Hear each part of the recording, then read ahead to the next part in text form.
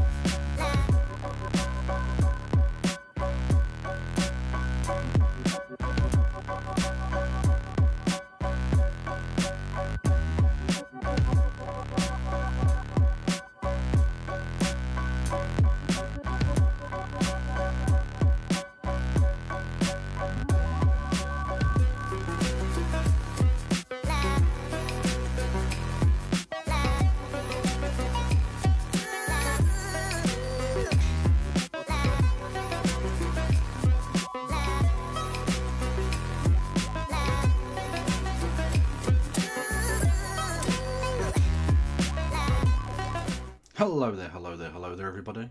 I hope you're having a poggerific Sunday. Or if you're in a very incorrect time zone, a poggerific Monday morning to you.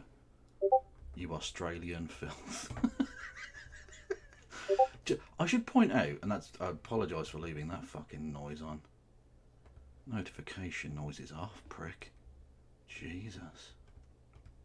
Anyway, I should point out, when I do those jokes about people being from abroad and such, the Dutch have copped it especially lately, and you know exactly why, Holland. Netherlands, apologies. It is only a joke. I am being a silly sausage. A silly Billy, you might even say. Why is the fucking chat hidden behind the thing? That does not make any sense at all. There we go. I don't know why it was doing that. Anyway. Yes, I mean, ideally, I don't give a fuck about borders whatsoever. I would get rid of them all forever. Some dickhead in the past drew a line on a map, and I'm supposed to give a fuck. Like, fuck that noise. Why does one person on one side of the line get rights that the other person on the other side of the line doesn't? Absolute shite. Anyway. Talking of shite, Britain.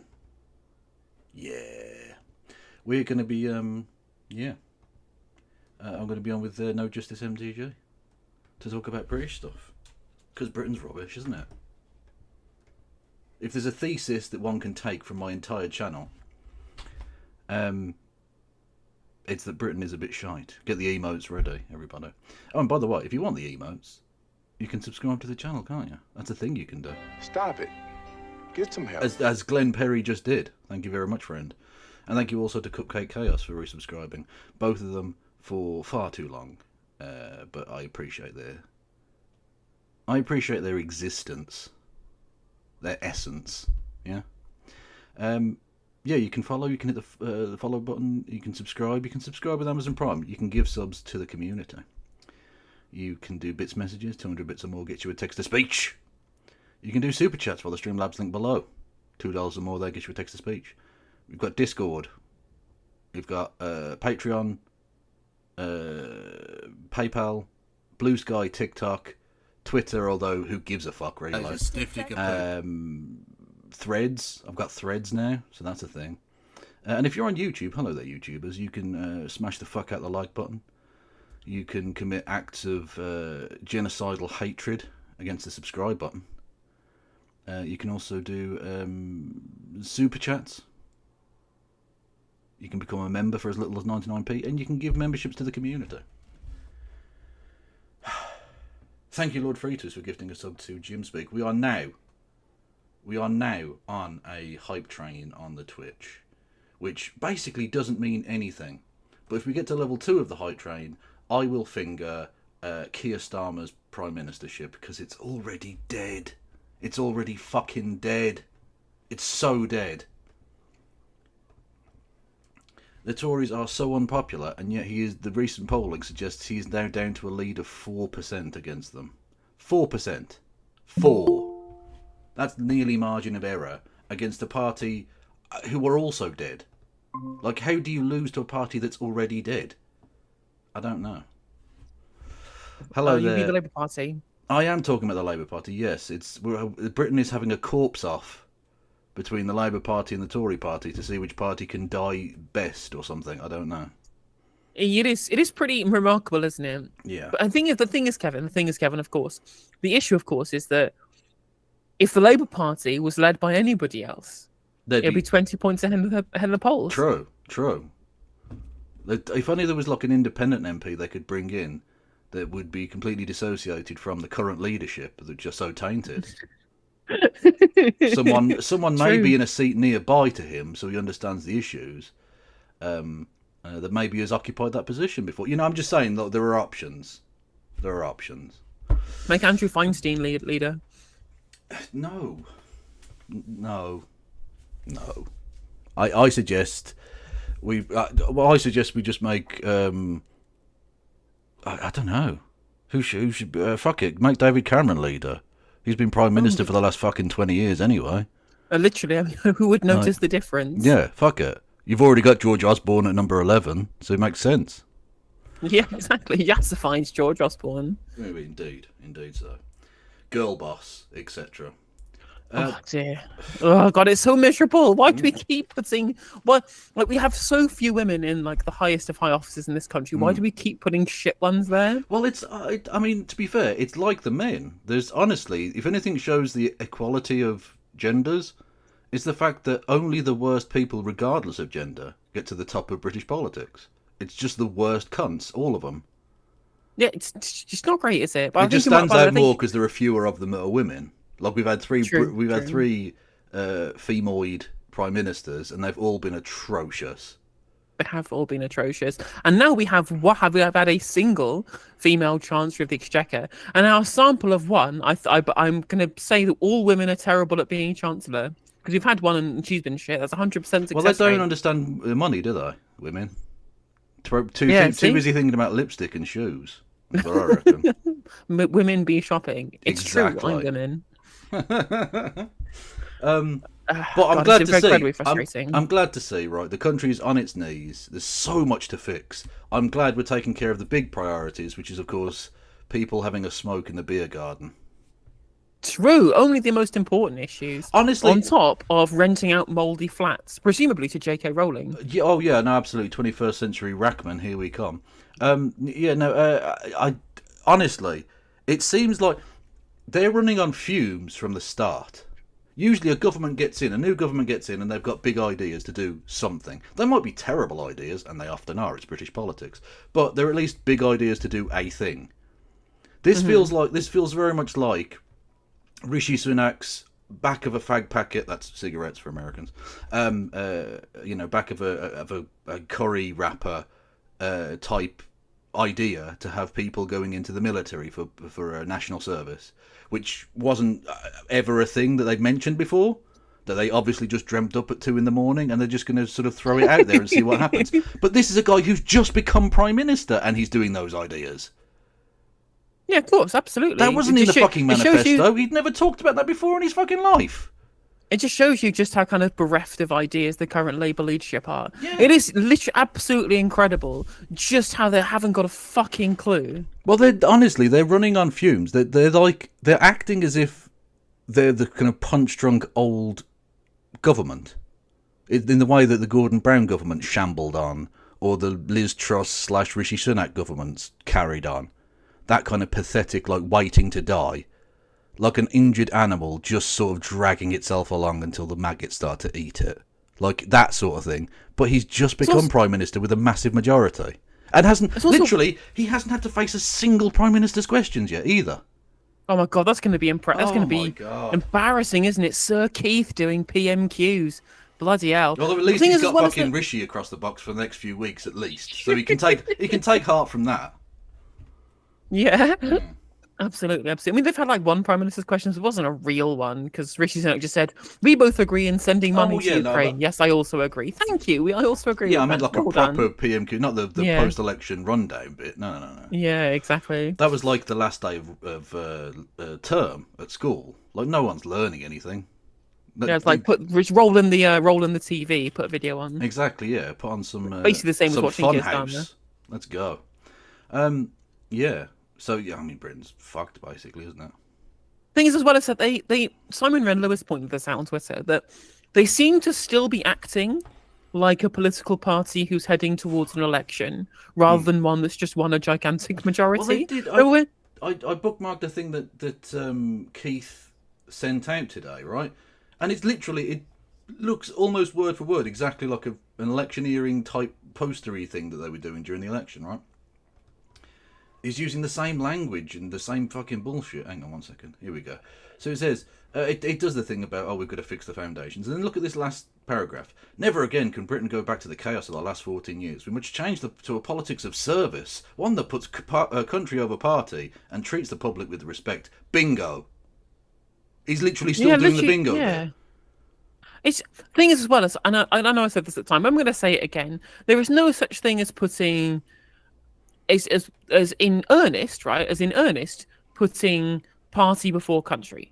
Because if you've joined a political party, surely it's because you believe the ideological points of that political party are best for the country. Like, you've joined the Labour Party because you believe Labourism as a political force is the best for the country. So inputting that into government would therefore automatically be good for the country. The only way you ever think the country before party is a political point that makes any sense whatsoever is if you fundamentally believe in the end of history, then there's no such thing as political ideology. All there is different people being good at governing in like an abstract and objective way. Yeah, basically, that's exactly what it is. And like all of it's style over substance constantly. It's pretense, and the ultimate example of that is this Thatcher fucking portrait thing. For those who don't know, there's been a brouhaha because the picture of Margaret Thatcher that was in 10 Downing Street has been removed to another part of the building or something because Keir Starmer doesn't want it in his room. Which is fine, because that's like his house now. Like that, it's not just the offices of the Prime Minister, that's where he and his family live. So fine, whatever. But like, they've been going mad about that, how disrespectful.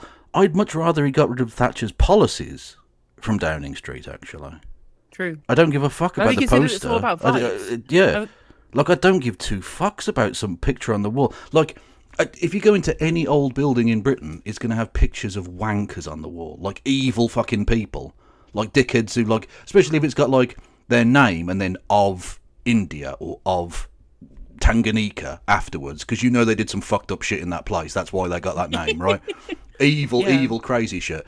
And those pictures are everywhere. And you just sort of get along with it. There are statues of cunts on every fucking street corner in central London. It's fine. You just deal with it. It's the ideas that you're trying to implement, surely. But he's just carrying on with the same fucking thing. So Thatcher never left.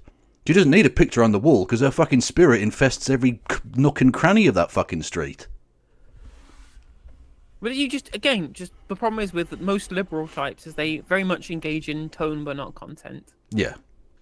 Well, it's just vibes. It's all just vibes. All the people getting mad about it, snowflakes. That's the word you use. The people getting mad about a man making his own choices about the house that he's going to live in and which pictures are hanging on the walls. Well, they always. If you're getting mad about that, you are a snowflake. That's what you are. You are a snowflake. They attack him for the dumbest shit as well. Like, attack him for the fact that he's literally taking this country to fucking hell. Like, he's not even slowing down the escalator to the fiery pits. He's just going along with it. He's just a caretaker on the road to hell. Exactly. The issue, of course, is reason why they'll be like, oh, he wants to have dinner with his family on Friday nights. Okay, cool. I don't give a fuck. What? That's fine. Exactly, it absolutely is fine. The thing as well is that there's two main reasons for this. First of all, is because in parliamentary recess, any old shit makes the news. It's worth it to try and make any old shit newsworthy that you can pad out your obsolete. Yeah, if there was anything actually happening, no one would have heard about this story. Yeah.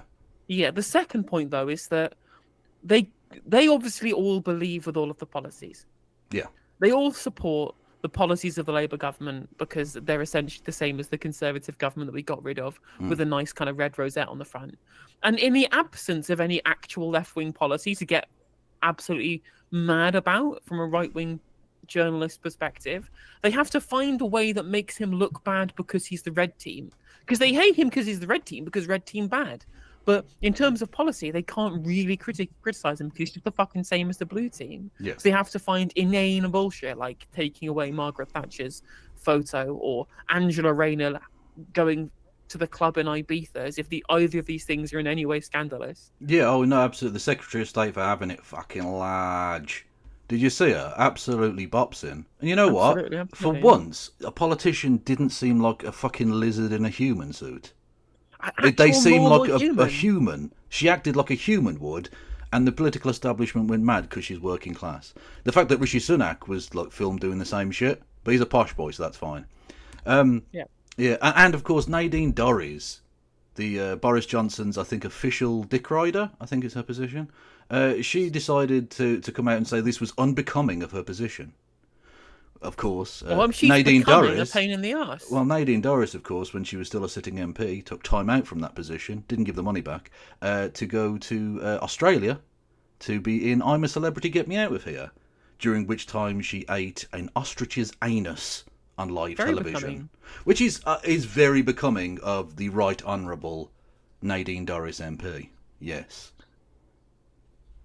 It's absolutely pathetic, really, isn't it? And I think it's just incredibly tilting that, they have to make me defend Angela Rayner.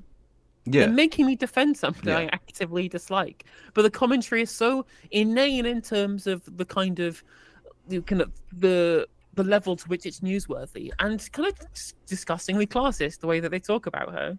Yeah, again, Rishi Sunak was literally filmed as a banker, partying it up, drinking Cristal Richard Patel champagne. doing fucking karaoke with Nigel Farage. Yeah, exactly. And it's the only time they've ever looked vaguely human. It's the only time I was like, you know what, I don't hate them at this particular moment. It's fine, whatever.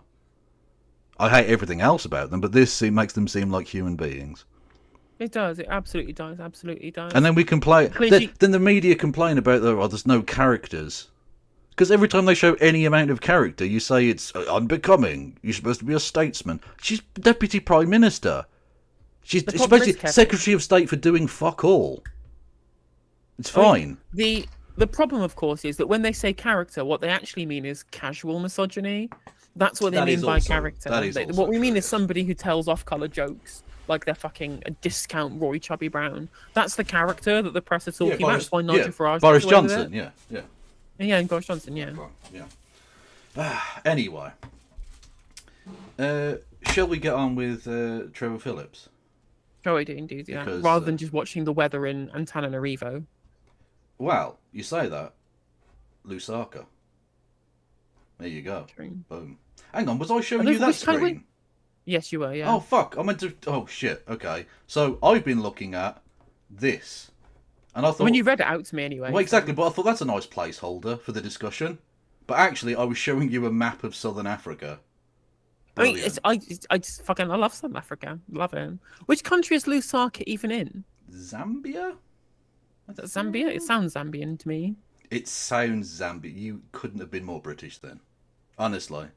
It sounds Zambian to me. Yeah, that'll do. Like, that's fine. That's close enough. Fuck it. Anyway.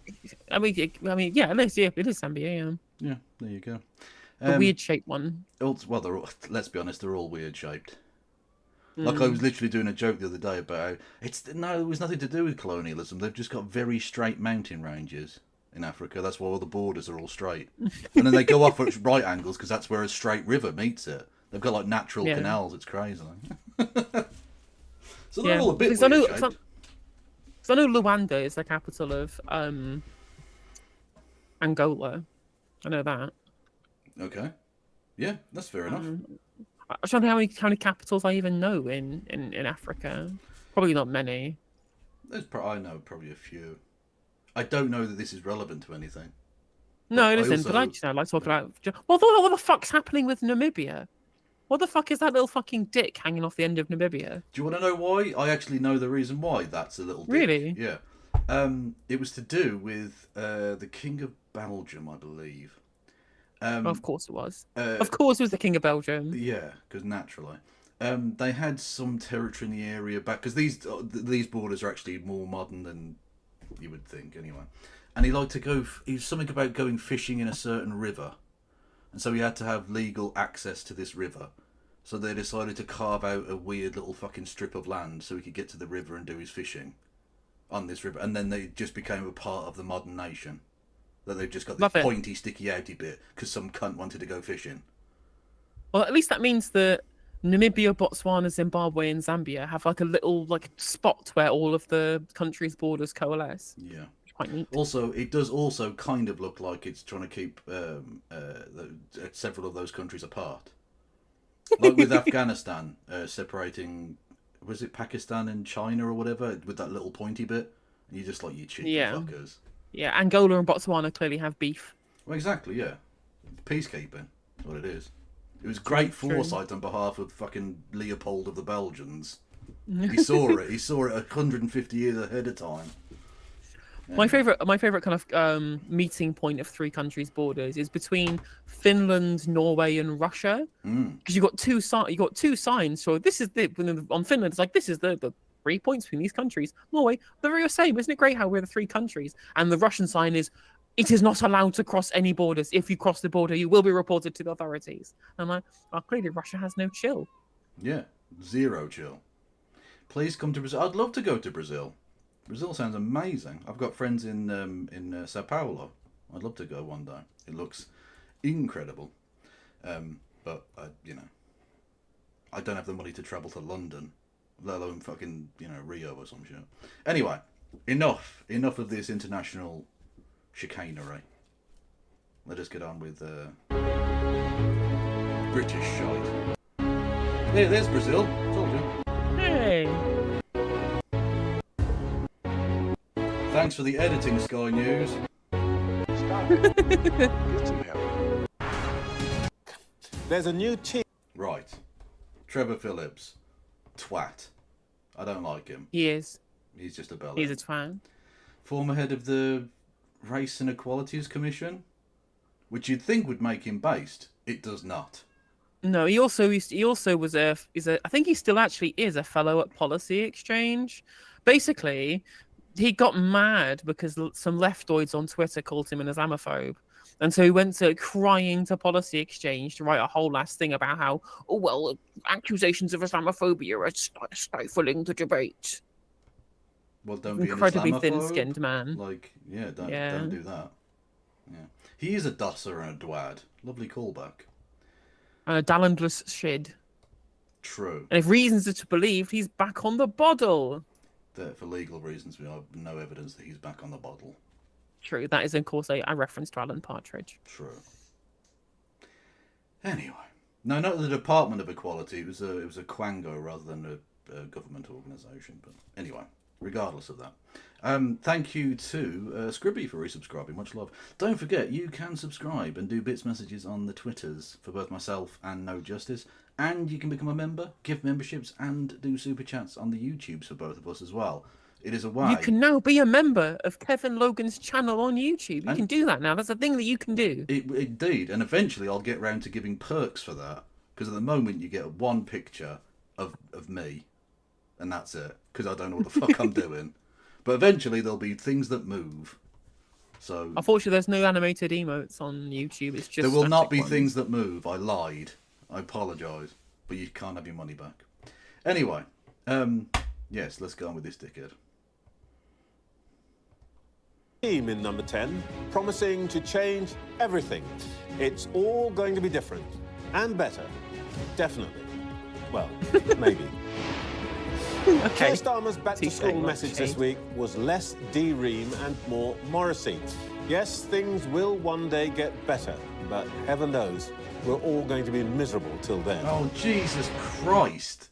I thought one Morrissey reference was a bit like, come on now. He hasn't had a hit song since 1993. Like, come on now. But apparently, no, he's just going to do, Is he going to go through the whole fucking Smiths oeuvre? I don't know. Yeah, yeah. I mean, he hasn't even had a good song since How Soon Is Now. True. Yeah. I mean, it depends whether you like the Smiths or not. I don't like the Smiths, but I like that single song. I think is very good. Also, Morrissey, racist prick. Very He is racist. Bellend. Yeah. Rachel Reeves says she's got to plug a supermassive black hole in the nation's bank account. I'm doing news What the references. What fuck? the hell is going on? He's just all over the indie landscape tonight. He doesn't know where he is. Get ready. Is this because of Oasis? Is he doing jokes because of Oasis? He must be. One must assume, but even then, like this is completely different eras. Yeah. It doesn't really work. The taxman's standing by. At least one person in politics looks like they're having a good time. Kamala Harris elbowed Kamala. Joe Biden off the dance floor. Can she relight the Democrats' fire? Oh, fuck off. That's so forced. And it's from the Doors, from the 60s. What? Behave yourself. The new term in Parliament starts tomorrow. The government says there'll be new laws on nationalising rail, creating GB Energy. But most eyes will be on likely tax rises and spending cuts in the autumn. But they promised us there wouldn't be tax rises and spending cuts. They promised. And he's a man of his word. No one thinks, to quote James O'Brien, that this man is incredibly corrupt. Yeah. Yeah, exactly. A morally corrupt serial liar. There you It'd be go. incredible if anybody thought that. Well, yeah, I mean, you'd have to be very cynical. I'll speak to Leader of the House, Lucy Powell. It's 61 years since Martin Luther King Is delivered that radical liberal Raphael Warnock? Good God. The most radical of liberals, yeah. Good Lord. his I Have a Dream. Honestly, his election is so perfect in terms of describing how elections always are in America. Because he's like a reverend, so like the holiest motherfucker. He's one woman man, family man, got kids. He's a perfect candidate, right? And he was running against a guy who had several divorces, assault and battery against an ex-partner, has been essentially disowned by his children and family, was secretly paying for abortions of his mistresses. So literally like God versus Satan, and it was like 50.2% to 49.8%. It was incredibly close to Toss of Warnock a and coin. Herschel Walker, yeah. Yeah, like what the fuck is like what? It's also comical. incredible. It's incredible as well. They managed to find an even worse candidate than Kelly Loeffler. Yeah, which I didn't think was possible, but they did it. They plumbed the depths. Exactly. They didn't just scrape the barrel. They scraped through the barrel and started digging to the core of the earth, and they dragged Honestly, him up. just how many Senate candidates did they put up that were just terrible? Like Doug Mastriano. What the fuck is he? My favourite one is Tommy Tuberville of Alabama, Phil? who is Harry Lake? the stupidest human being I've ever seen alive. Like, I don't know how he hasn't hung himself trying to tie his shoelaces in the morning. Look, he's just the dumbest cunt. He speaks like he's got brain damage. It's ridiculous. I'll tell you what. What about Dr. Oz? That was a funny one. Dr. Oz was funny, and his weird fucking crudité bit. That's the first thing that came to my mind as well. Crudité, amazing, man of the people. But he lost to a fucking strokey fucking Zionism face. Mad. What a mad world. America, you are fucking ruined. speech. With race and equality high on the agenda on both sides of the Atlantic, I'll be joined by the Reverend Raphael Warnock, the United States Senator for Georgia, a state that will play a pivotal role in the presidential election. True. The hard right in Germany could win a state election for the first time since the Nazis in the 1930s. Those elections are taking... Nothing to worry about here. I'm sure everything's going fine, and there is no very specific nationalities or ethnic groups who are being treated as less than human in Germany right now. No. I'm sure that's not the case. No. It looks like they're going to win in Thuringia, which is somewhere in East Germany. I don't fucking know. And they're second in Saxony as well. Yeah. Now, again, it should be pointed out, just as the far right's rise in a number of other Eastern Bloc countries can be put down in large part to the fact that the Western countries shit all over them with their shock doctrine ultra-capitalism, which has left everyone poorer. Yes, it has indeed. And when poverty strikes, the far right breed. And we're seeing it across Europe. So maybe stop doing that, capitalists, you bunch of cunts. Maybe. It's just like Emmanuel Macron as well. Just like, I know that we could, actually give the people who won the election a shot at having a prime minister being put into government. Instead, though, how about I bring everybody around the table to go and hold hands, including the neo-Nazis? Yeah, it was funny, wasn't it, that he decided to start negotiating with the far right and Keith turned up in Paris. Interesting timing. And look, he claims he was there for the Paralympics opening, but I don't know, mate. It's very odd, very peculiar. Taking place today, and the Alternative for Deutschland party is expected to top the polls. We'll speak to the German ambassador to the UK, Miguel Berger. Plus, the former acting leader of the Labour Party. Three of the worst fucking humans alive. Jesus Christ. Oh my God, absolutely, absolutely. I mean, I guess they're just trying to bring Harriet Harman back To life. Given that she is the progenitor of the fact that we have the endless two-child benefit cap discourse. Yep. I don't know if we did. I think you were on stream. We talked about this just so everybody just jog everyone's brains. The reason why the Labour right are so fucking mad on keeping the two-child benefit cap is because of 9-year-old beef about Harriet Harman whipping to abstain on George Osborne's welfare bill, so that Andy Burnham could get screwed over becoming party leader, which allowed Corbyn to win. Yeah. They're still mad about it, so they used it as a performative thing, so they could get rid of all the lefties. Yep, pretty much. I forgot to put myself on fucking camera as well. Just realised. Oh, I think also the meeting is picking up your secondary microphone. My secondary mic. Oh, for fuck's sake! You've been hearing me through my fucking cameras, Mike. Hopefully that should be clearer. Yeah, it is much clearer. Although, to be fair, your camera's mic isn't even that bad. Well, I wouldn't even know, because I've never tested it. I have no idea what it sounds like. It's just a thing. I should really, I don't know, delete if you, it. In whichever browser you're using, you should be able to set in your audio video settings the default microphone to use. So you're saying words, and I don't understand them, so I'm just going to ignore them. But I appreciate that you tried to teach me a thing. I've instantly forgotten. Harriet, now Baroness Harman. A Conservative who's been both trade also and speaking of Harriet Defence Harman, Secretary. did you see that she's replaced Jess Phillips on Beth Rigby's podcast? Oh! you thought it couldn't get any worse. Ouchie poos. What's Jess up to? Is Jess what? I mean, is she too busy pretending to get preferential treatment for voting for Palestine, thus reinforcing the idea of a two-tier system because she's a stupid cunt? Well, she is on the front bench now because she's in a secretarial position underneath one of the departments, so she can't therefore be in a conflict of interest by being on Beth Rigby's fucking podcast. So we're going to get Harriet Harman in instead, because of course we will. Brilliant. And also, can we just again? Why is Harriet Harman also gone for the Cat Melon helmet look? What is it? It's very in. It's like the 1990s shoulder pads. It's a thing that power women do. Yeah.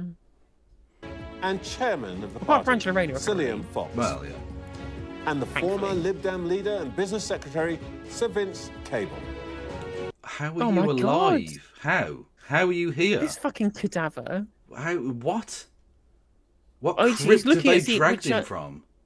Yeah, let's look to find out which public assets he can get flogged off for a quarter of the price. Yeah. Fucking ghoul. Fuck off back into your coffin.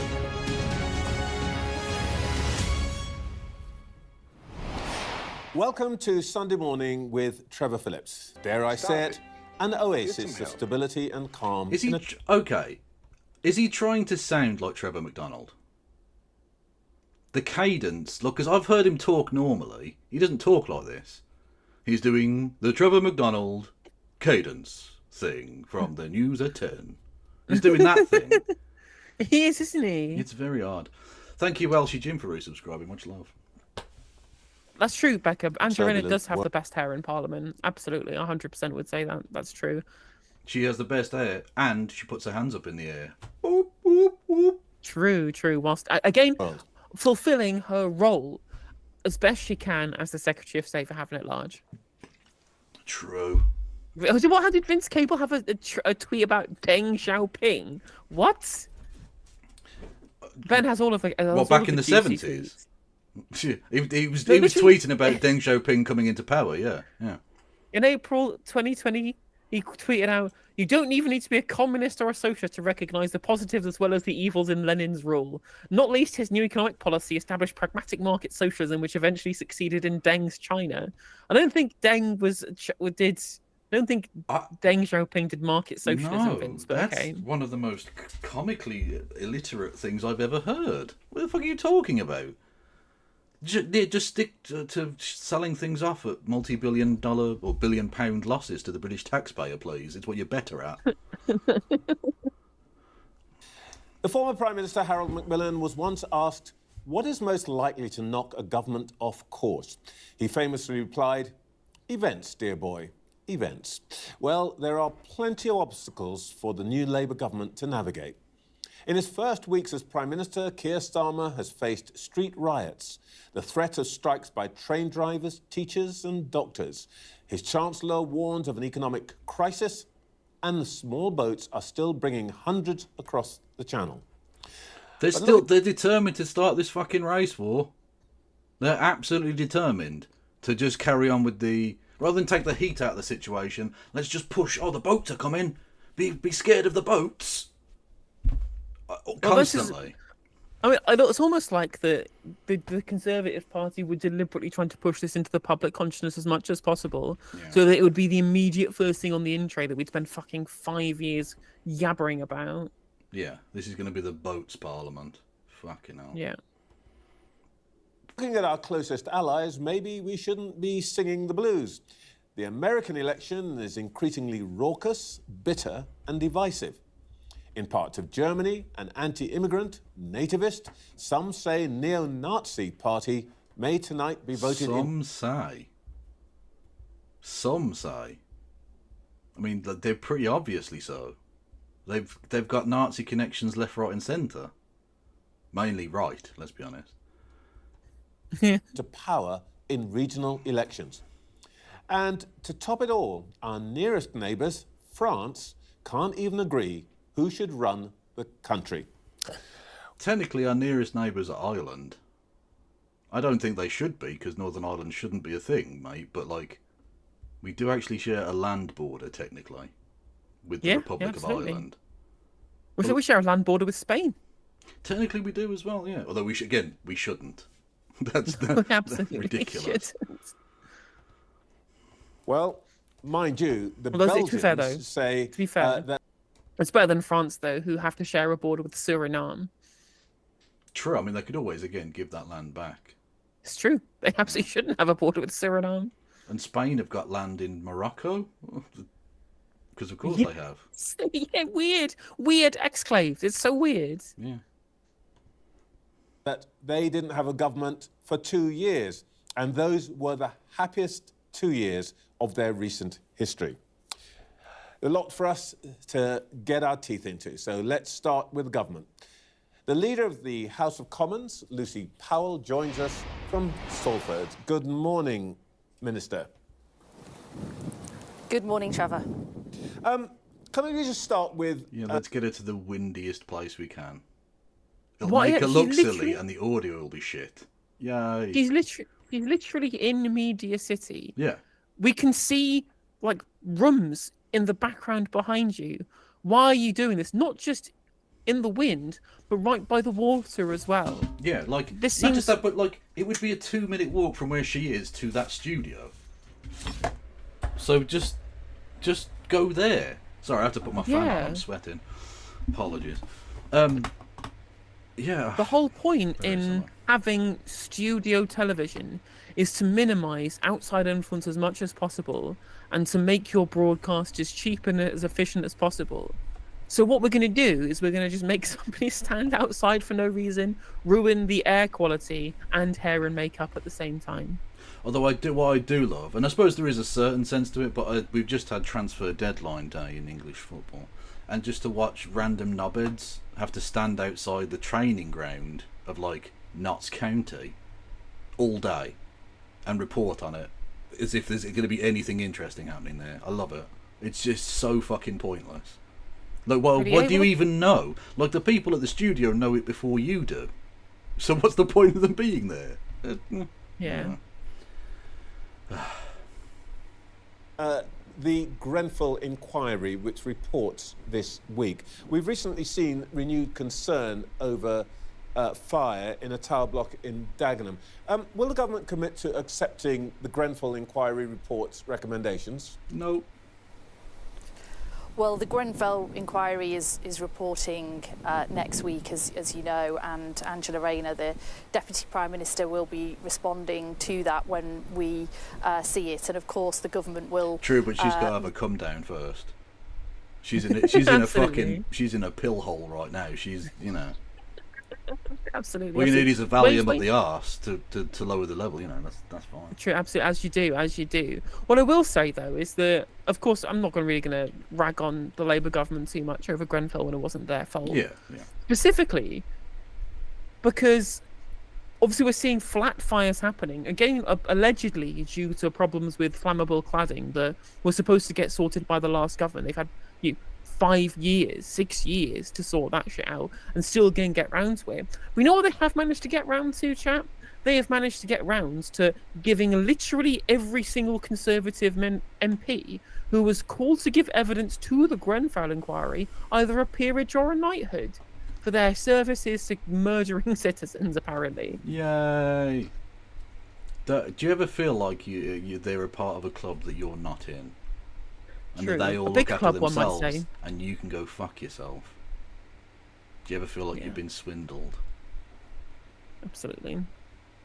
Look extremely closely at that inquiry, and we want to see the truth. We want to see the truth of what happened and lessons learned, and we will take incredibly seriously the findings of that inquiry. And I don't think it would be right for us to sort of preempt that at this stage. So that's no then. That's no. That's a no. They won't do that. Because if they were going to, they'd just say, yeah, we're going to follow the inquiry. Yeah. Especially considering that one of their big plans is to have this massive house building thing, but they're not going to do it through the public sector, they're going to do it through the private sector. So, of course, the more regulations they put on the private house builders or private blocks of flat developers, like if they put extra regulations on these developers, they're going to be less likely to build because they think it's less profitable or more expensive to do so. And if they put more regulations on the private sector, some of their own MPs won't be able to have rat-infested dumps that they then rent out to people. Exactly. Jazz Athwal, I blame you specifically for how J.K. Rowling acts on Twitter. Literally. All the mould in the entirety of the United Kingdom is directly your fault. Literally. But what I found out today, though, is that he has so little connection to the properties that he lets out because he pays somebody else to do all the actual quote-unquote work of landlording for him, i.e. analysing a free spreadsheet and answering calls when there's something that needs doing in the house. He doesn't even have a passive income, he has a passive income. There are layers of passivity between him and actual work. Exactly.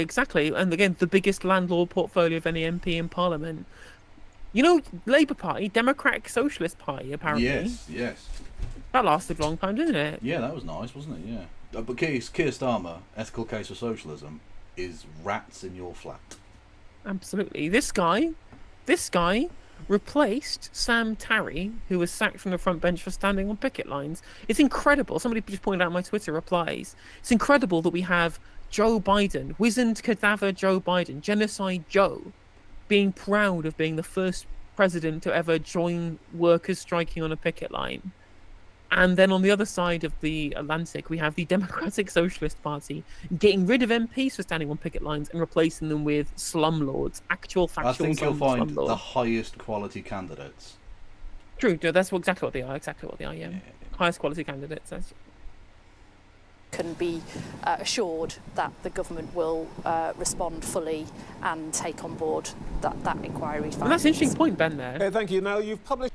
is that, of course, the Labour Party's history with landlordism is that Keir Hardie originally pledged to abolish landlordism before the Labour Party was taken over in a different form by somebody else. But even the Labour right, for a reasonably long time, wanted to abolish landlordism. When Hugh Gaitskell was Labour leader in the elections in the late 50s, his manifesto still promised to abolish all land, to nationalise all private housing. Oh, no. Was in even the Labour right believed that. Based. Although interestingly, Keir Hardie, as well as wanting to abolish landlordism, wanted to also abolish alcohol.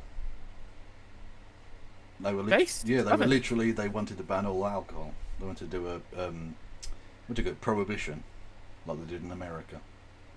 Which will definitely not lead to a huge underground black market like to American be fair, prohibition did. To be fair, that he wanted it before they'd done it in America. So I think he was dead by then. But anyway, they were very. There was a certain kind of Christian thing to it as well. Yeah. Methodist, yeah. A bit weird. That inquiry findings. Okay, thank you. Now, you've published a pretty busy legislative programme. One item, is it your intention to legislate to prevent people smoking in the open air? Jesus, literally what? Again, it's such a stupid idea that doesn't need to happen. Like, either ban smoking or allow smoking. This constant, like, hectoring and, like, legal badgering of smokers. Either it's allowed to do it or it's illegal. Stop the nonsense. I understand why they're doing it in this kind of drip-drop fashion, because what they want to be able to do is not encourage a black market of sales by making it legal to buy, but making it so difficult to ever actually find anywhere to smoke that people just stop doing it because it's difficult to get into it. I talked about this on stream yesterday when it was brought up on Any Questions, and I was like, I don't really care. I really care about legislation. It's such a small thing. Why make it front and centre the first thing you're going to do? Like, literally, this is the thing, okay? The legislative agenda. And the first question is this stupid, basically irrelevant thing. I knew Keir Starmer was going to do, at best, tinkering at the edges. But this is fucking ludicrous. This is going to have no impact on the country whatsoever, other than just vaguely annoying people. The overall standard of life is not going to improve or, frankly, get worse. It's going to be irrelevant. I think it's Ben saying in chat that it's a waste of political capital. I mean, there are a bunch of Reform 100%. UK headbangers who support it, but broadly, every poll I've seen shows that people in the country support it. It seems pretty popular. It seems just out of touch. Well, that's not what we mean. People love Rwanda and smoking bans. Well, no, this is the thing. This country is addicted to being authoritarian for no reason. Well, political capital isn't just whether someone supports a thing or not. A government runs out of political capital. A government has a certain, I don't know, there's a certain patience both within Parliament and within the country for things to get better. And they're spending a lot of that on this thing that won't make any fucking difference. Whether people support it or not, it won't fundamentally actually really change anything.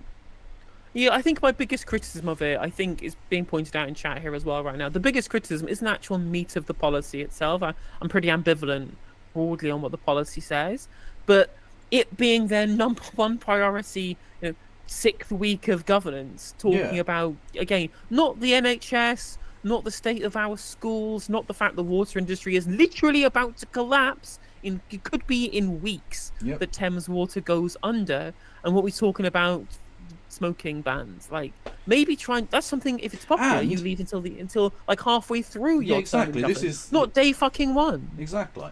And this was never mentioned before the election. This wasn't in the manifesto. This has never been a policy. Where the fuck has this randomly jumped out from? And why are they making it a priority at all? Why is it even a thing? It's just, I don't know where this has come from. and there's no mandate for it because it was never talked about. It was never even hinted that they were going to. Like they were talking about doing the smoking thing for people born after a certain time would be banned, which they might still do at some point. I don't know. But this idea is just completely out of left field. It was never mentioned by any party that I can see. Well, as you say, we've got a packed legislative agenda, which we set out in our first King's Speech just before recess. More bills announced in that packed agenda than any other incoming comparable government of recent times, and we've already got to work in delivering that, introducing a number of bills before recess, second reading of those bills. Some will complete their common stages next week on rail franchising, on fiscal responsibility, introducing second reading of Great British Energy so that we can keep people's bills lower over the long term, and we've got many more things to come on renters' rights, on employment rights, on tackling water bosses' bonuses. I'm going to stop you there, Lucy. I'm going to stop you there. You've got really big legislation coming on renters' rights. I think the call might be coming from inside the house, Lucy. Yes, just a little bit. Just a little bit. I wonder if she gets asked about that. I do hope so. That'd be interesting to see if that happens. And one of the things that we will be introducing, as was in that King's Speech, was the smoking and vaping bill, as you described, that came from the Although having said that people should not hector smokers, vapors need to be destroyed. See, I don't mind the vapors. No, the I don't mind the vapors at all. The vapors are, honestly, they're so far up their own arse, they can actually go and get fucked. The vapors are scum. Oh, see, I have the complete opposite. Like, I mean, I don't hate smokers either. I am. Just for vapors, I know you're very sensitive. I'm joking. Shut up. Actually, so there's honestly somebody coming out and rather than smelling of tobacco, smelling of, I don't know, popcorn or whatever, or cherry bakewell. Like, you know what? It's fine. Fine by me. Well, I come out smelling like piss because I can't aim very well when I'm drunk. And what? Also, if you go to you end up smelling like sweat if you go to a fucking Weatherspoons because you've trekked half the way up a fucking mountain to go for a piss, and you come back down and you just, where's the evening gone? Government, because Yes. I think there has been a consensus for a long time now that we want to see a smoke-free country, because the health benefits of that and the benefits to our economy of a smoke-free country and a smoke-free generation are huge, and that's why it's something that we'll be working towards. Okay. Well, I'm taking that to mean that you are working pretty rapidly towards a situation where people cannot smoke, for example, in pub gardens. The hospitality industry's representatives have said pretty clearly this is going to kill their businesses. After all, if you can't smoke in a pub garden, you might as well just get a keg and take it back to your flat and invite your mates around. Can you explain how attacking an industry that employs hundreds of thousands of people is going to contribute to growth, which you said is your central objective? Because they're going to press the buttons, silly. It's true. They're going to absolutely slam the big red growth button. Look, we're certainly not attacking the hospitality industry. We support the hospitality industry. It's vital to our communities, our high street, our economy, as you say. And look, I mean... Yeah, who buys a keg and goes home? Look, I haven't got taps. I haven't got fucking pipe. I don't own a bar. You get cans in, or bottles or something, don't you? Yeah, big bag of cans with the lads. I mean, but one thing I will say is that there's definitely a case to say that, well, maybe people might be more likely to go to the pub garden if they think people aren't going to be smoking there. But should you go in? If you don't like people smoking around, you go inside. Yeah, exactly. Yeah, just go the fuck inside. But again, if it's legal to do it, there has to be a way in which you can do it. Otherwise, you have to make it illegal. Exactly. And also on top of this, it was just, whilst cigarettes and tobacco is legal, why is weed not legal? It doesn't make any sense. Literally doesn't make any sense. Doesn't make any sense at all, no. Also, everyone would be a bit more fucking chill if there was just a little bit more weed around. Do you know what I mean? True. That is true, yeah. Like, I've never seen fights break out because people were a bit too stoned. You know what I mean? Yeah, literally. Not going to preempt what is or isn't going to be in a future piece of legislation. But what I would say is that any such measures to extend some of these issues around smoking will be done in full consultation with business, with hospitality business. We will work incredibly closely. Why hasn't the UK legalised weed? Because, again, as previously mentioned, we're a very authoritarian populace. We like the idea of cracking down on everything, even though it's demonstrable that legalising drugs is the way to go. It's the safest, it's the cheapest, it's the most effective and the most humane way of dealing with this. You deal with it as a medical problem, not as a criminal problem. Exactly. But and that can be demonstrated, but we go, no, fuck it. The idea of someone being able to do it offends me, so fuck you. The thing is, the discourse is crazy. Have you seen the discourse about how the SNP are trying to deal with the drugs problem by having like safe injection sites, and people absolutely pissing blood at the idea, oh, the SNP are giving credence to druggies and addicts rather than treating them and trying to get them sorted. They're just trying to feed their addictions by letting big pharma take over. I'm like, these people have no idea at all about any kind of evidence-based approach towards ending drug crises. Yeah, exactly.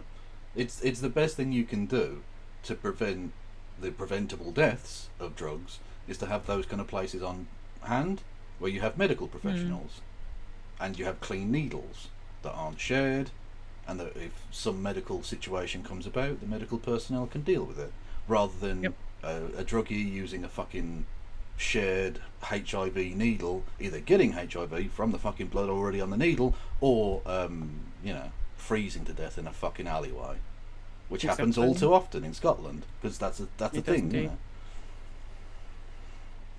How we would tackle such issues and implement any such measures should they come forward, and the hospitality industry can be assured of that. And that's what we did when we banned smoking in public places indoors in the last Labour government, which actually had led, all evidence showed that I was at college when that happened. I was furious. It was New Year's as well, and the fucking bouncer tried to have a go at me. It was like 5 past midnight. I was like, oh, come on, mate, is your job worth it that much, you fucking prick? Just let me have a fucking fag in the corner. What difference does it make? Anyway, that's a gripe from 14 years ago. led to an increase 17 years ago, Jesus. Clubs at the time. Where did the time go? Yeah, that was last Tuesday. What I'm asking you can't convince me otherwise. 2007, it was last Tuesday, half past 12. Yeah. Fact. Out is the idea that you would ban smoking in the open air. And from what you have just said, it seems to me that you're pretty clear that you are moving to that outcome. Is that correct? He's definitely trying to sound like Trevor McDonald. He definitely. He really is. He wants the gravitas of the.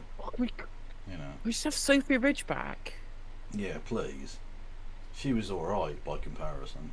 Not perfect, but alright.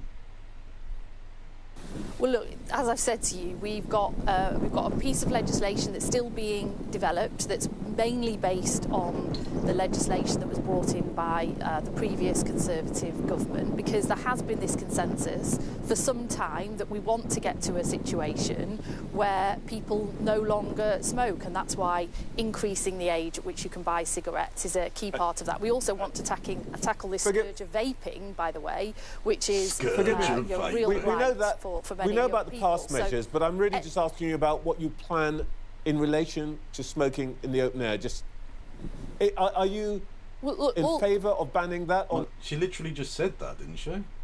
Am I wrong here? I thought she basically just answered the question. Like, I don't mind you doing the Paxman thing if they're dodging it, but I think she basically just went, yeah, we've introduced a bill to ban the thing. Yeah, pretty much. Or not? Well, as I say, should any such measures come forward in the future, and we are looking at different ways that we can achieve this collective ambition that I think we have, I'm sure everybody shares, because the deaths that come from smoking, 80,000 deaths that come from smoking, the impacts on the health service, not just from deaths, but from cancer and other diseases. What about air quality in general? Think of the excise duty, though, Lucy. What about the excise duty? No, but it's interesting that we focus on that, but we never focus on like road traffic as a thing. Fuck it, who cares? We never care. Like, I mean, the fact that people are dying of all kinds of things, like the air quality in the cities is fucking embarrassing. The water's literally got shit in it. I mean, we do talk about ULEZ quite a lot, but you're right. The water quality is fucking. We literally had people parasites catching parasitic infections in Devon, I think it was. It's absolutely obscene. In the sixth richest country in the world, it's completely fucking obscene. But in general, there's just public health in general in this country is really bad because of all the fucking austerity. Yep. Impact on the economy, on people's lives, people's ability to work. You know, these are really big issues that we need to tackle. But I can assure the hospitality industry and you that any such measures would be designed and would be implemented and would be considered full consultation with licensing authorities and with businesses, and we will work together if we want to bring forward such measures. Okay, so that's clear, that's in the prospect. Can I ask you about one other thing which you actually you've made a decision about, and that is that there will be a budget at the end of October, and the Chancellor has already said that she won't raise national insurance rates for working people. Can I just get you to be precise about that?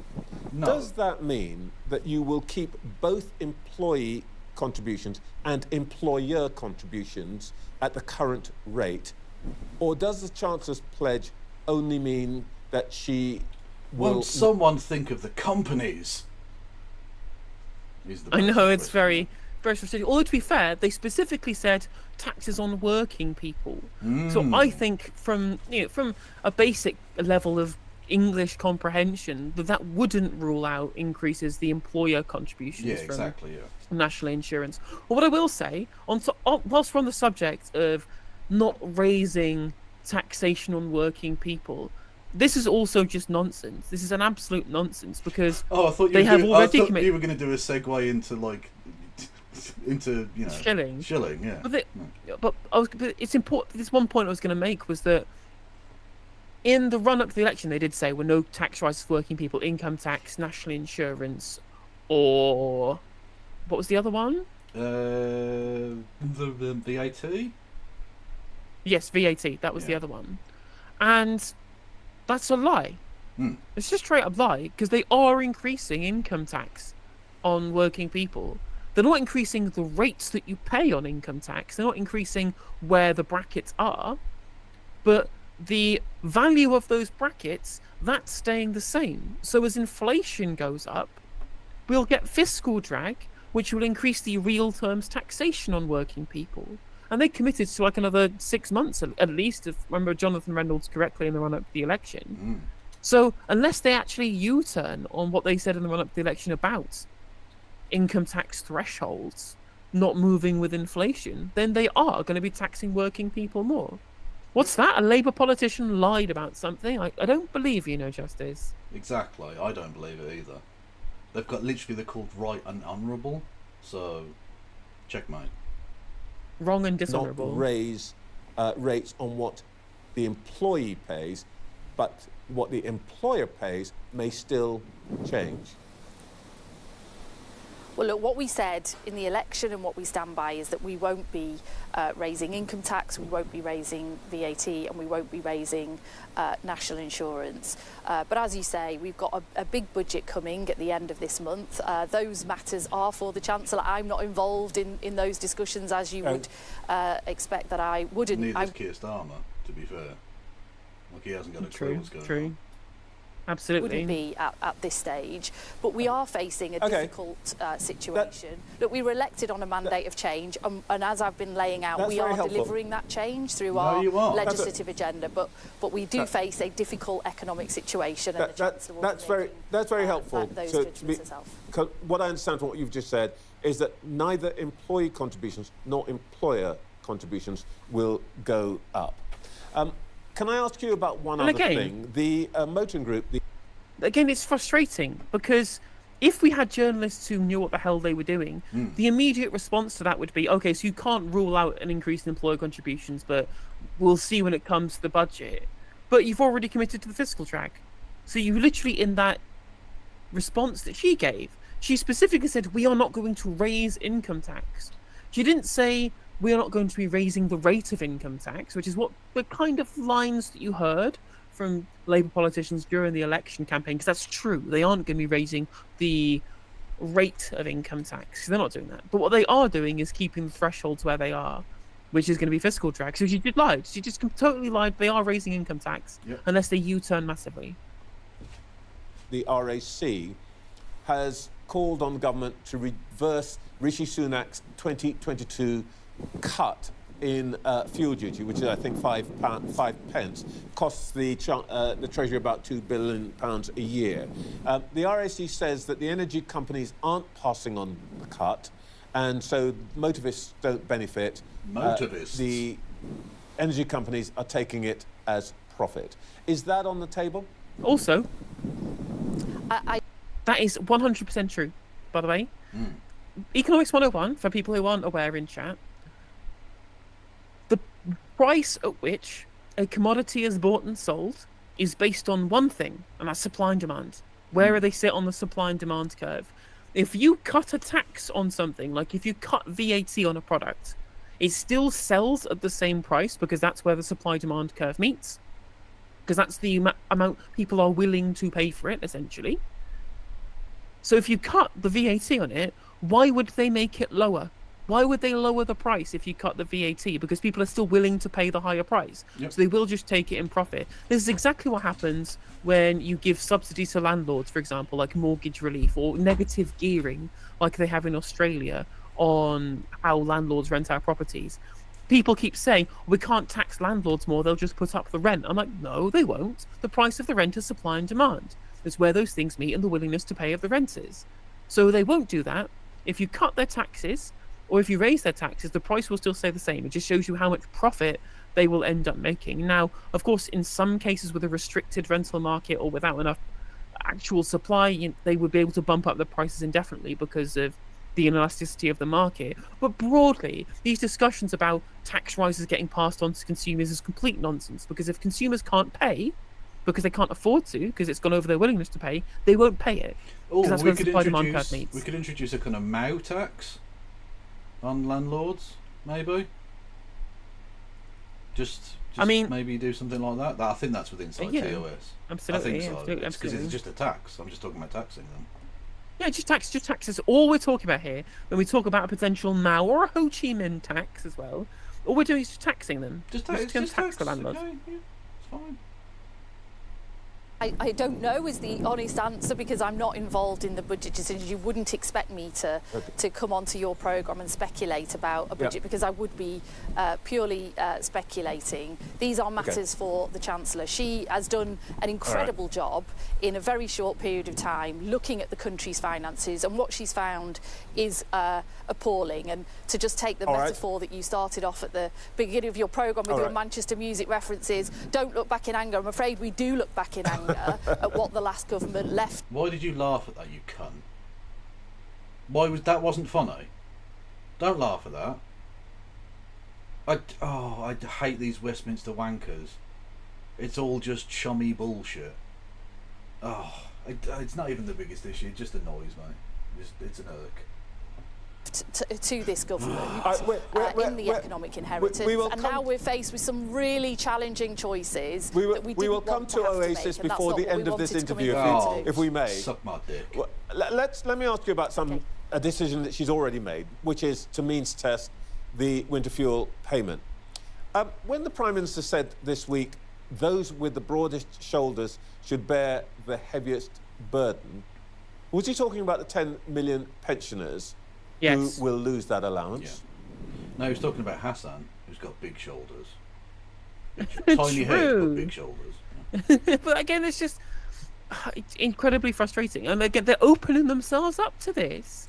Yep. They literally, they a massive own goal. I'm not even talking about the utility of the policy anymore. I'm specifically talking about the electoral consequences and the optics of this. The optics of this is awful. Because the thing is that whilst the old people who are going to lose it, sure, lots of them probably weren't going to vote Labour anyway. Like, of course, they're trying to attack people outside of their voter base. But people who aren't old people, who aren't the elderly, right? We have grandparents, or we've had grandparents in some cases, of course, in sadder cases, right? But we've had grandparents. We know old people. We're not heartless bastards. We think this is terrible too. I get mad about this because I have this thing called compassion for people who aren't myself. Do you think that everybody else is not going to notice that their gran might be struggling because she can't heat her home, especially those who do caring for their elderly relatives? Do they think that people are just going to look at this and just go, well, it doesn't affect me, I don't care? Really? Yeah, I know. I mean, that's what old people do. It's not what other people do. It's not what normal people do, no. Well, look, this is an example of one of the very difficult decisions that we've had to make, that we didn't want to make, that we weren't wanting to do when we got elected. Well, you didn't have to make it. But yes, we did, because you didn't what have to we make found, this decision. And I'm really asking if these people who will lose that allowance are part of what the Prime Minister means as those with the broadest shoulders, those 10 million pensioners. Oh, I thought it is really important for... I thought he was actually going to respond by saying, well, no, you don't have to make this choice. You could have found savings elsewhere, maybe not on vulnerable pensioners, or by increasing taxes more on things that you not promised to freeze elsewhere. You could have done that, and you've not done. Stop trying to tell us this is not a political choice when it clearly was a political choice. Yeah, but that would be too close to holding a minister's feet to the fire, which of course is way beyond anyone in our press from doing. Well, exactly, because they're all of the opinion that austerity is the right way to go. It's just, should it be austerity on the rich or on the very, very poor? And they obviously all agree. But the very, very poor. Well, the very, very poor are still going to get their winter fuel payment because they're on pension credit. But unless you're literally to the point of destitution in old age, and also don't have to worry about having a mortgage payment, because apparently there's a large group of those people. Oh no, I just meant more generally. Like, I'm not in terms of this specific policy, yes. But the idea that actually we don't need to do austerity at all is not a thing that would ever enter their mind. Well, exactly. You're 100%. It's not a policy choice they would even consider. Yeah, even then, is that the group that can be most affected by this? People just above the threshold for pension credit. People who are just on the state pension. That's not a lot. We have a pretty bad state pension compared to most other countries of similar-sized economies. Our state pension isn't good. And imagine if you don't own your home. Imagine if you're a renting old person. Quite a lot of those people around. I know we talk about how rich pensioners are on this channel quite a lot. A quarter of them are millionaires after all. But that's because a lot of them have housing wealth. There's a lot of them who don't have housing wealth, who do rent, who don't get pension credit because they get the full state pension, who are getting screwed over. These are people really hit by this penalty. And as Trevor Phillips pointed out, right, are these really the people with, quote-unquote, the broadest shoulders? Of course they're not. But it's a politically easy decision to make. It's not a tough decision. It's an easy decision because these people have no political power to punish you. Yep. For people to understand the context, what we found was that spending was much higher in this year, the current year that we are in. The deficit much higher, debt much higher than anybody had thought. There was a black hole of... Not true. You were literally told about this before the election. We've been through this. You're lying. Yes. 22 billion, which was made up of things like nearly 7 billion pound underfunding on the asylum system that the previous government knew was there. They knew they had these things on their desk, and they put their head in their sand, and they didn't take the difficult decisions that needed to take because they knew they were going to lose the election and it was going to fall to us to do. And that's why we've had to make some of these really difficult decisions around means testing the winter payment so that the poorest pensioners continue to receive it, but some of the wealthiest pensioners won't. There are plenty of poor pensioners who don't receive pension credit. There are plenty of people who have different levels of outgoing. It's such a ridiculous means test. Just make it universal and do a tax taper on the people at the top of the income threshold to claw the money back. It's so easy to do. It's frustrating, right? Because she's correct in saying that there was a massive overspend in the asylum system, right? Yep. This wasn't identified by the IFS before the election. This was something that only came to light once they were in government, because it was compared to how much they told the OBR that they were going to spend, that then they had overspent in terms of eating into contingency funding, which was a lot of money. And this is why Jeremy Hunt is being investigated, and why Jeremy Hunt should really and truly get totally fucked up by this, because he's an absolute charlatan because of it. But that doesn't mean that you have to go and attack pensioners because of it. You could literally get into government and say, we've found $6 billion worth of overspend that was not accounted for by the government, which means borrowing would otherwise be higher, and we told you we wouldn't borrow for day-to-day spending, so we're going to have to raise taxes to cover it. And you could do that again without touching any of the things they said they wouldn't cover.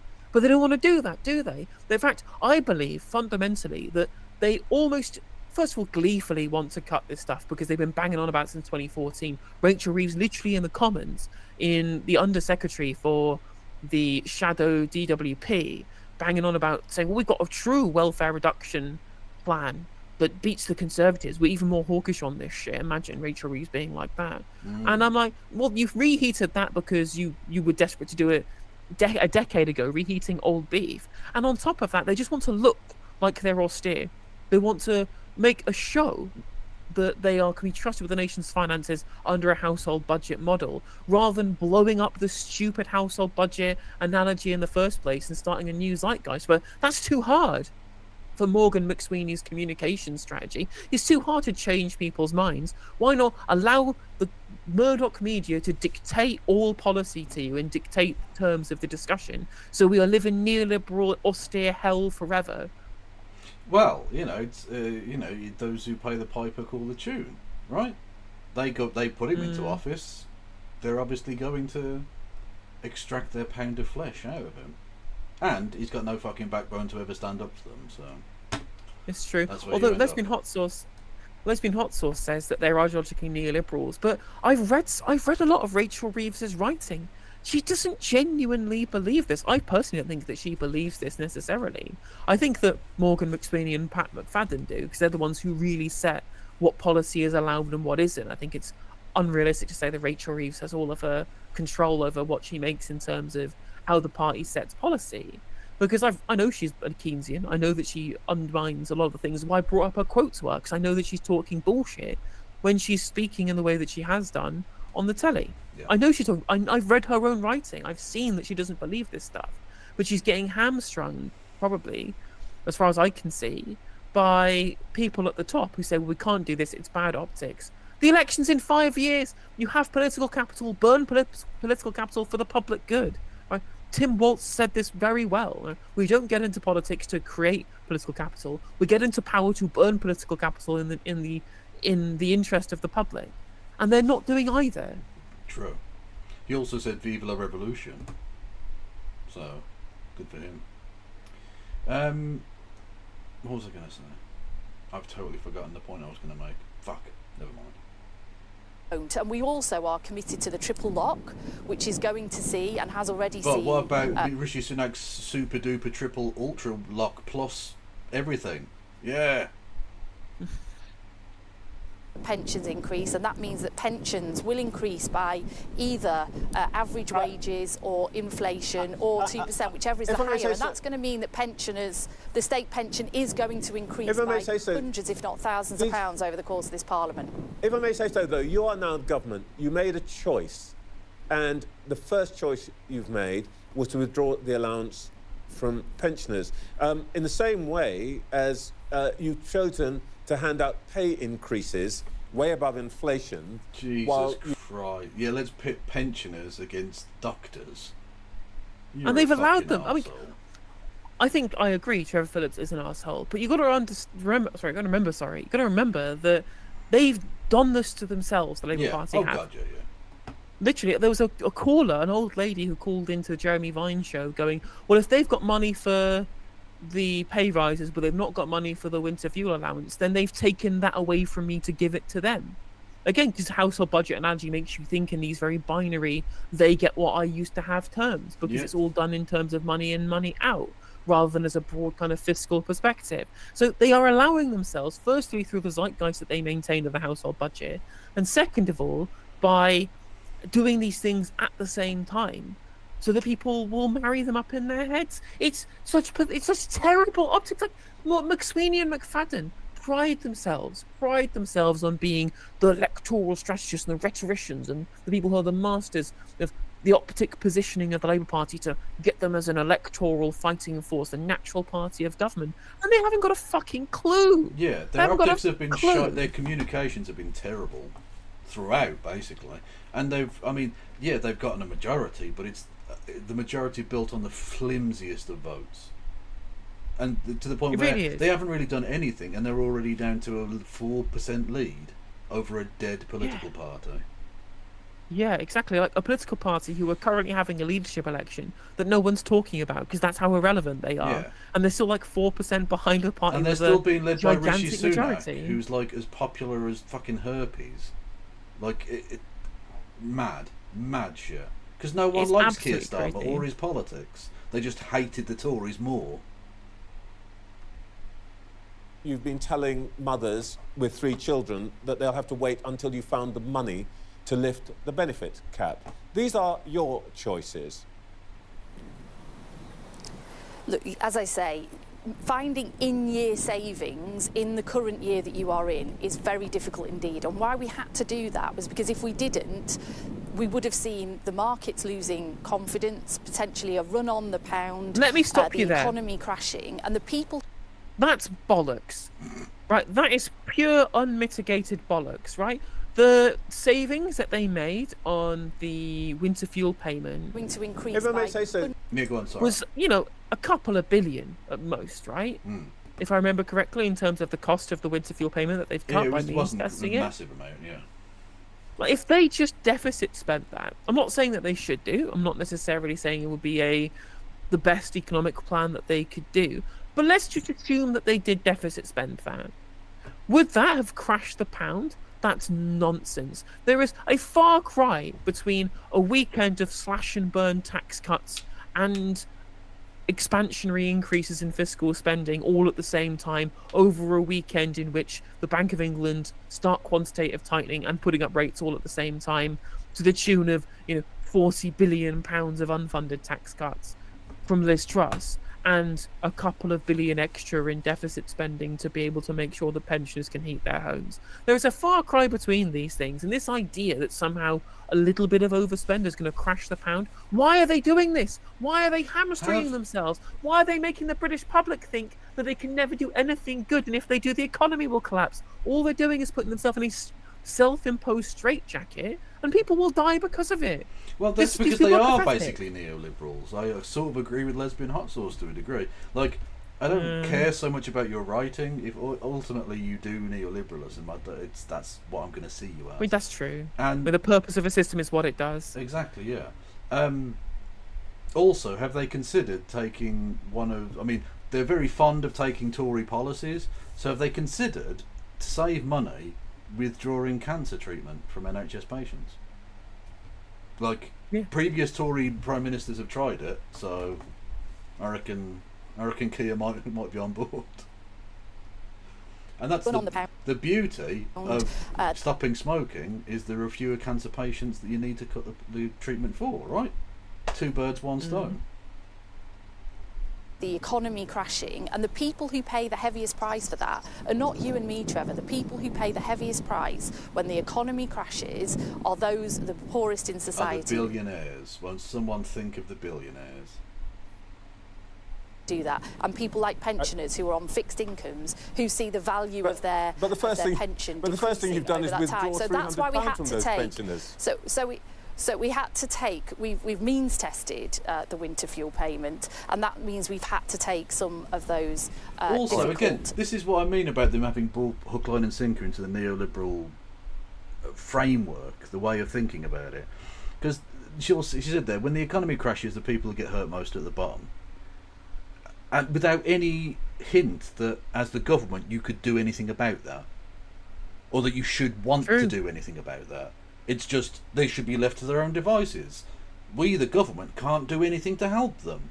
It's the neoliberal thing. It's the shrinking the state as much as possible. The state should only be there to hand out military contracts, and that's about it. Yeah, the paucity of imagination on what the role of the state could be. Yeah, exactly. It's pathetic. Decisions, as you say, and All it's right. not what we wanted to do. And in terms of the public right. sector, And don't do pay, it. don't forget don't that do these it then, pay yeah. awards were on the desks of ministers before the election, and they chose not to budget for them, even though they knew they were going to accept them. Okay, can I ask you about an issue of standards? We've been hearing about the Labour MP who is said to be the largest landlord in the House of Commons, who owns property. By the way, chat, we'll get onto it, Rob. We sort of joked about it earlier. The rat boy, as I'm going to call him. Rat boy. But when he said an issue of standards, right? This is a government that set themselves up as we were going to bring standards back into governance. After 14 years of corrupt government by the Tories, we were going to have service of the people, blah, blah, blah. And there's already been two, I think, massive scandals. Firstly, they are being investigated by the civil service for corrupt cronyism in appointment of political people to supposedly non-political positions within the civil service. That's happening already. And one of their MPs is a fucking Rachmanite slumlord fucking rat boy cunt. And has faced he hasn't lost the whip. That's fine, apparently. I think you'll find, Kevin, that's a really, really awful slur to use for a hard-working entrepreneur like Jazz Athwal. Because clearly... he doesn't even work as a landlord. He works as someone who employs a landlord. It's true. He's like extra bourgeoisie, but that's clearly just, it shows you how much graft that he's put in to be able to get himself to such a privileged position. Because clearly, I was told in the run-up to the election, these were the highest quality candidates. We couldn't have people who'd studied important labour economics and the political economy of poverty and trying to reduce poverty because she complained about people being Islamophobic to her within the party, right? Like, that's a terrible candidate. You know who's also a terrible candidate? Excellent journalists who provide insights into what it's like being a black man living in London, or indeed people who were so beloved by their own constituents that the CLP gave him a standing ovation at the selection meeting. These are all terrible candidates in comparison to the highest quality slumlords that Labour has to offer. Yeah. Brilliant. Although, this is... pardon me. Excuse me. This is multiculturalism at its best, okay? We've got a brown man of foreign descent, shall we say, who has become the new slumlord.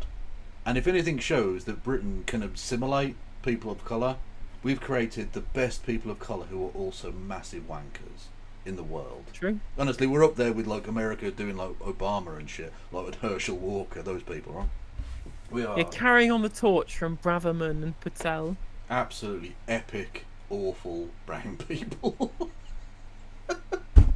God damn it. Don't forget you can give me money. You shouldn't, but you can. Yeah, What you rather should than do- giving Jazz Athwal money for mouldy houses, True. you can give us money for being on Twitch and YouTube. Exactly. You should give money to No Justice MTG though, because she actually deserves it. We both deserve it. We both work hard putting out the content for you, and by content we mean watching other people's content and making snide remarks. Well, I watch, which I guarantee to you is actual content. Yeah, my content is I like to think I just shout at fascists, and that's Good. fine. That seems like a Yeah, perfectly absolutely. noble way to spend one's time. Properties that appear to be a health hazard, apparently failed to register them. That's all alleged. Now, not far from where you are, 4 years ago, 2-year-old boy, Awad Ishak, died from respiratory conditions brought on by living in a damp and mouldy home in Rochdale. Angela Rayner, the housing minister, says there is no justification for letting private landlords off the hook for resolving mould and damp issues. What are you going to do about Mr. Athwal? Well, look, on him in particular, as I understand it, you know, he himself is furious because he didn't know that this was happening in his housing stock. Oh, he's so detached from it that he didn't even know he was a slum landlord. That makes it much better. That's fine, actually.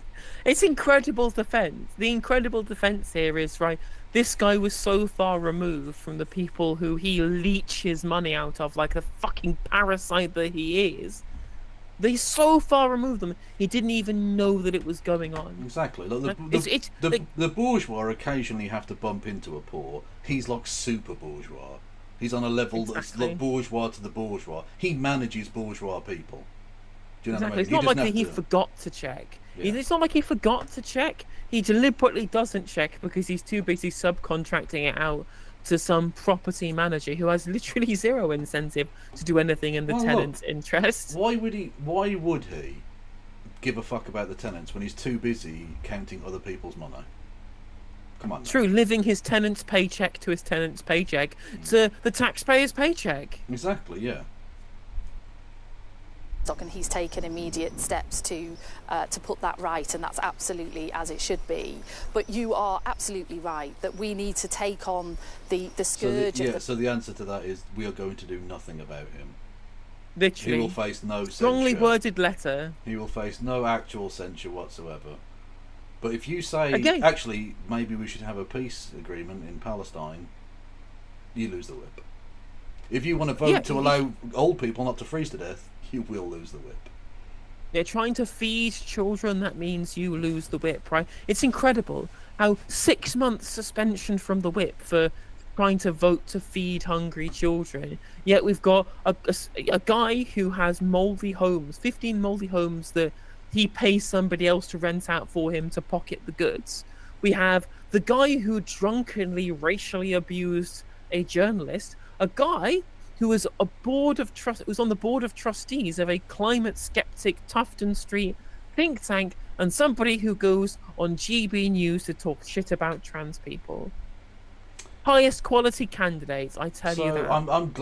I'm glad we've gotten rid of the sleazy government that we used to have, and now we've got a pristine brand new one that's awesome and above board. In the wise words of Carla Denyer, Angela says that Keir Starmer has changed the Labour Party, and he's right. He's changed them into the Conservatives. True. Tiny Queen. We stand. We do. The sort of bad landlord and the impact that has on those living in the private rented sector in poor quality, insecure... Can we just stop this? There's no such thing as a good landlord. There isn't. A-Lab. There are ones who are less evil. That's true. But less evil is not good. True, indeed. Housing, and that's why we've been working at pace over the summer to bring forward the Renters Reform Bill, which will be coming to Parliament very shortly. It is a much strengthened bill from what we saw in the last... I bet it's going to be weak as piss water. It's going to be the most spineless nothing. Like this thing with the 4-day week. That you've got the right to argue that you should have a 4-day week, which isn't a 4-day week. It's still 5 days a week, hours crammed into 4 days, which isn't a 4-day week. That's just a normal week done worse. Exactly. And on top of that, you can already have a conversation with your boss about moving to a compressed working hours. You can already do that. Yeah. So thanks for literally nothing. You are fucking worthless. Under the last government, which will bring into effect the so-called Arabs law. I think it's really important to say that if this had been a Conservative member of Parliament, and we had been discussing... To be fair, it basically is. Yeah, true, like, he might have a red rosette on, but let's be honest, come on. This morning, I don't believe that we would be hearing that he's decided to fix it, that's as it should be.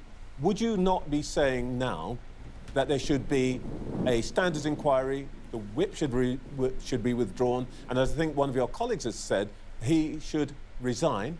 Yes, he should resign. Yes.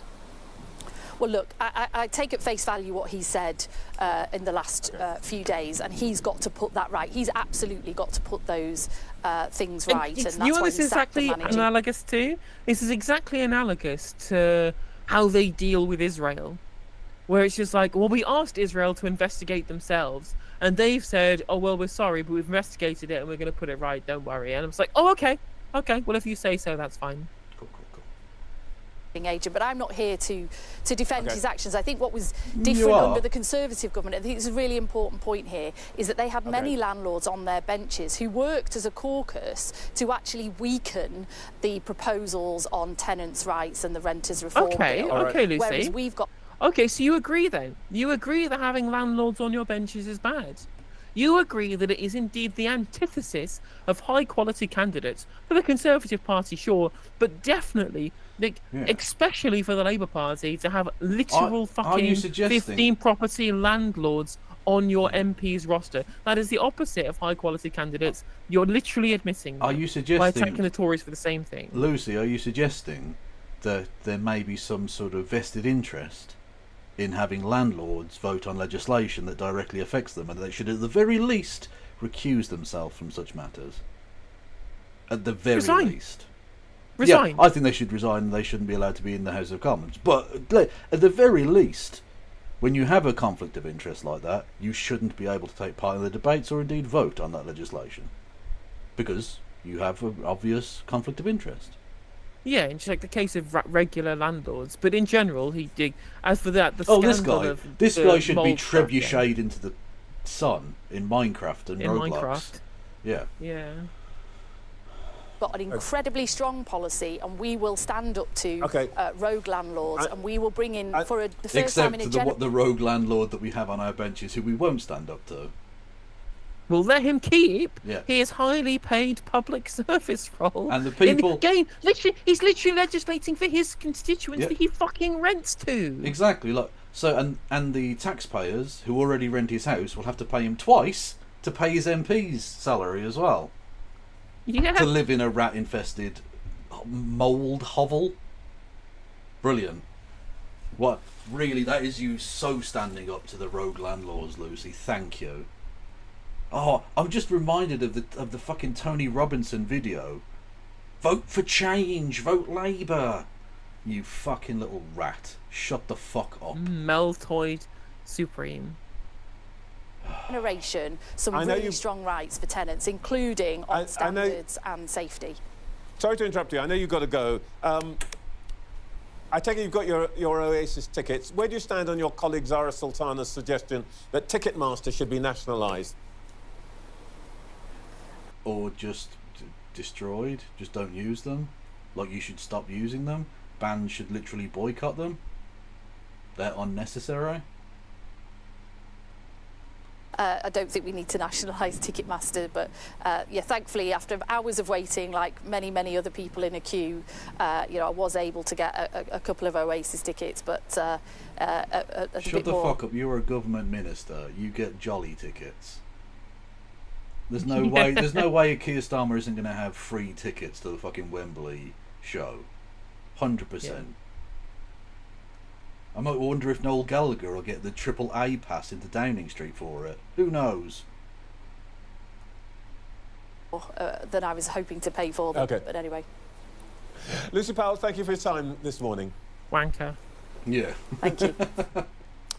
Well, let's see what our panel the most made erudite of all analysis that. on the No Justice stream. Just the most high quality political The analysis. same, on the same No Justice stream. analysis that farmers gave to Alan Partridge. Yeah. Powell, you wanker! Yeah, or the Andes gave to Sergeant Nicholas Angel. Prick! Wanker! True. But you know what? All legends in their own way. True. Joined all morning by the former acting leader of the Labour Party, A Harriet, panel now of Baroness corpses. Harman, Yeah. the Conservative who's been both Also, trained and no one is buying that hair, Fox. There's no way you haven't just fermented that this morning. We know how old you are. Look at the hair of the people next to you. Defence Secretary and Chairman of the party, Sir Liam Fox, and the former Lib Dem leader and Business Secretary, Sir Vince Cable. I feel intimidated to be in such distinguished company this morning. But anyway, listen, before we come back... This is a person who is a journalist who is paid to, in theory, hold the feet to the fire of the powerful. And he's just opened up with, I feel intimidated to be surrounded by such esteemed colleagues. Fucking, what the fuck? Why not actually just suck their dicks? Just do that instead. It would be more edifying if you literally just blew them all. So before we come back to Lucy Powell, you were all there the last time, in the House of Commons, the last time Labour replaced the Conservatives, 1997. How much does this feel like that, Harriet? Well, very like that, and I think there's been a lot of reinterpretation of history, with people thinking that in 1997 it was all cool Britannia and parties in number 10 and everybody was heaving with optimism. Whoa, no, I mean, you'll remember we got elected in 19... No, the Labour government in 1997 had a plus 46 approval rating. Yeah. Starmer's is minus, it's negative. Yeah, absolutely ludicrous. Yeah, she's just a liar. She's a liar. You're literally a liar. Like, walking into things can only get better in comparison to you will have to endure short-term pain. Yeah. 97, making a very solemn promise that we wouldn't put up income tax and that we wouldn't spend more in Matt each Raymond, government. you ask a very fun question. What are the Lib Dems? And you know what? I'm not sure anyone can really answer that. They're not really anything, and yet there's something. I mean, to be fair, if you can characterise the Labour Party as being political grifters, Liberal Democrats are like the biggest grifters in politics. Oh, yeah. Just no consistent positions at all. Just whatever they think is viable electorally. Yeah, they're trash. They pitch themselves to the left of the Labour Party, then as soon as they got the chance, they back the most right-wing government we've had in 50 years. What's interesting, though, is that the current Lib Dem leadership, Ed Davey, they're going to try and force a vote on the means test on the winter fuel payment in Parliament, which would be very funny because all of the left-wing Labour MPs are going to have to try and see if they can be bothered to hold their feet to the fire of the Labour Party over it. It'll be interesting, right? I think that there's a really good article I read on Novara from somebody from Momentum saying, well, you need to maintain some soft power within the party and some hard power outside. So trying to pressure socialist Labour MPs to oppose the leadership is also necessary alongside outside pressure from the Independents and from the Greens. Department than the Conservatives had planned to spend in that government department. So we had two very, very difficult and tight years to set things right before we actually built for the future, which is very like what Keir Starmer's doing now. But people have forgotten all the hard bits at the start of 1997 and just remember where it all went once we built the solid foundations. Yeah, the illegal war where you killed loads of people. Yeah, we remember that. Yep. Same for you? Well, you know, some things are similar, some things are different. What's different is that Tony Blair himself was very popular. Labour got a much bigger share of the popular vote, unlike this time where Keir Starmer, the polls tell us, is already not very popular, and Labour got only 34% of the popular vote. So there is a difference, I think, in the natural authority of the government. That, of course, leads on to how easy it is to keep the party together in Parliament. I also think there are very big differences in our political culture from that time, and we were musing earlier that, you know, we didn't have mobile phones and the internet and social media and all the things that we take for granted in the political environment that we have today. I mean, you did have the internet. It will be a different... Yeah, but it was, I mean, to be fair, in 97, very few people had the internet. True. Like, it existed, sure, but, you know. Parliament, from that sort of Parliament, the similarities, of course, like someone did there was a poll, I forget exactly what year, like, the internet as a consumer item was launched, but I remember reading a thing relatively recently about, there was a poll done in Britain about the best new invention of the year. The internet came second, right, which, you know, it's short-sighted, but it was beaten by the widget, the little plastic ball they put in beer cans to keep it frothy. So There you go. the British There you public go. are always right. I think we can agree. Who could enjoy a can of Boddingtons without it? Exactly. The widget people. That internet thing will never catch on. Don't know what you're talking about. Lots of people coming in, ministers who've got no experience at all because they've been in opposition for 13 years. And of course, you've still got ex-government ministers who think they're still ministers and probably think they matter a lot more than they actually do. Oh, of course, you don't expect me to do that. But there is there's a natural transition period, which there will be.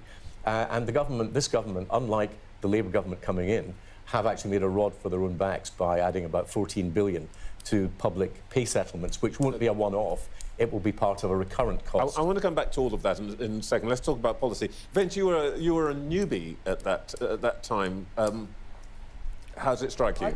I don't feel it's remotely similar. There was then a genuine, I think, optimism. The country was in a reasonably good shape and going to get better. I think the parallel is 2010. The country wasn't in a good shape. The economy was getting better, but the country was shit. Trust me, I was alive. You can't bullshit me on this one. It was rubbish. Where a new government came in and inherited a very big problem because the previous government, quite rightly, had had to bail out the banking system and the country from terrible grief, and a lot of painful decisions to be made. This time, governments come in inheriting the problems of the COVID pandemic and the cost of living crisis, Ukraine, which added massively to deficits and debt. I mean, these are not tribal points. I mean, you've got governments coming in with a massive inherited economic problem, and it's going to require painful decisions, notably higher tax. I think in 2010, the public were better prepared for that than they have been this time. I want to come back to killed the 300,000 people, Vince. Yeah, they did. Although, I suppose he wasn't in the government at that point. Well, no, you're talking about austerity. Sorry, I thought you meant COVID. Apologies. Moving on. Yeah, no, in the austerity period, that guy was in the fucking shadow. Yes, was in the business. Was the business secretary. Yeah, he was one of the ones that missold the post office. Yeah, literally Thanks, fucking Vince. still off Royal Mail for like fucking peanuts. Yep. Way below actual market value. Today's issue seems to be this question of the plan to ban, or the floated plan to ban smoking in the open air. Harry, given what the government's saying about how terrible and difficult everything is, do you think this should be a priority? Is this an issue? I mean, Lucy Powell seemed to be saying actually this is on their agenda. Well, I think there's been a long trend, and as Lucy Powell pointed out, there's been a consensus amongst the parties over decades that we need, there's no upside, there's no... Posh people. Decades. Decades. Decades. Chill. You've got issues. Safe level of smoking, and we need to do what we can to protect future generations from getting into the habit of smoking and the damage it causes to the individual, let alone to the economy. So I think that all the arguments I'm hearing now about why it's right to let people to continue to smoke in pub gardens or on terraces outside restaurants and bars are exactly the sort of arguments that were put when we banned smoking inside pubs and inside restaurants, and actually the industry adjusted to it and people adjusted to it. So I just think I'm very much in favour. She has, as you emphasised, we've got to take people with us, but we've still got to keep on... She's just a Labour cultist. It's literally pointless listening to her. She's just going to say, yeah, the thing they're going to do is awesome. Exactly, especially since, again, she was the one who whipped against to abstain on the George fucking Osborne bill. Mm-hmm. Making progress, and not drop the ball on this. This would have dropped on your desk when you were at Department of Trade and Industry, wouldn't it, Vince? Yeah, I think the issue here is it's partly about a rather clumsy way of dealing with what is a genuine problem. And I agree with Harriet's basic approach to this, but I can't understand why they haven't just sort of phased out tobacco sales. You could have done that. We've started with young people. If you look at things like petrol and diesel cars, they just can't be sold in a few years' time. You're going to have to get an alternative. We could have just gradually phased out tobacco sales. Well, that was a Sunak proposal, wasn't it? Yeah, just phase it out, and you don't discriminate against the hospitality industry. We're going to do that as well. This is an add-on that's being discussed. I think, as much pace as we can put in this, the better. I mean, I speak as somebody who used to smoke and can still feel the twinge of the old addiction. And, I wish I'd never have been in the situation of getting into that position. But we're talking about the impact on the... Cancer, you couldn't do one for us. Really. Honestly, you miss the ball sometimes, melanoma. I'm watching you.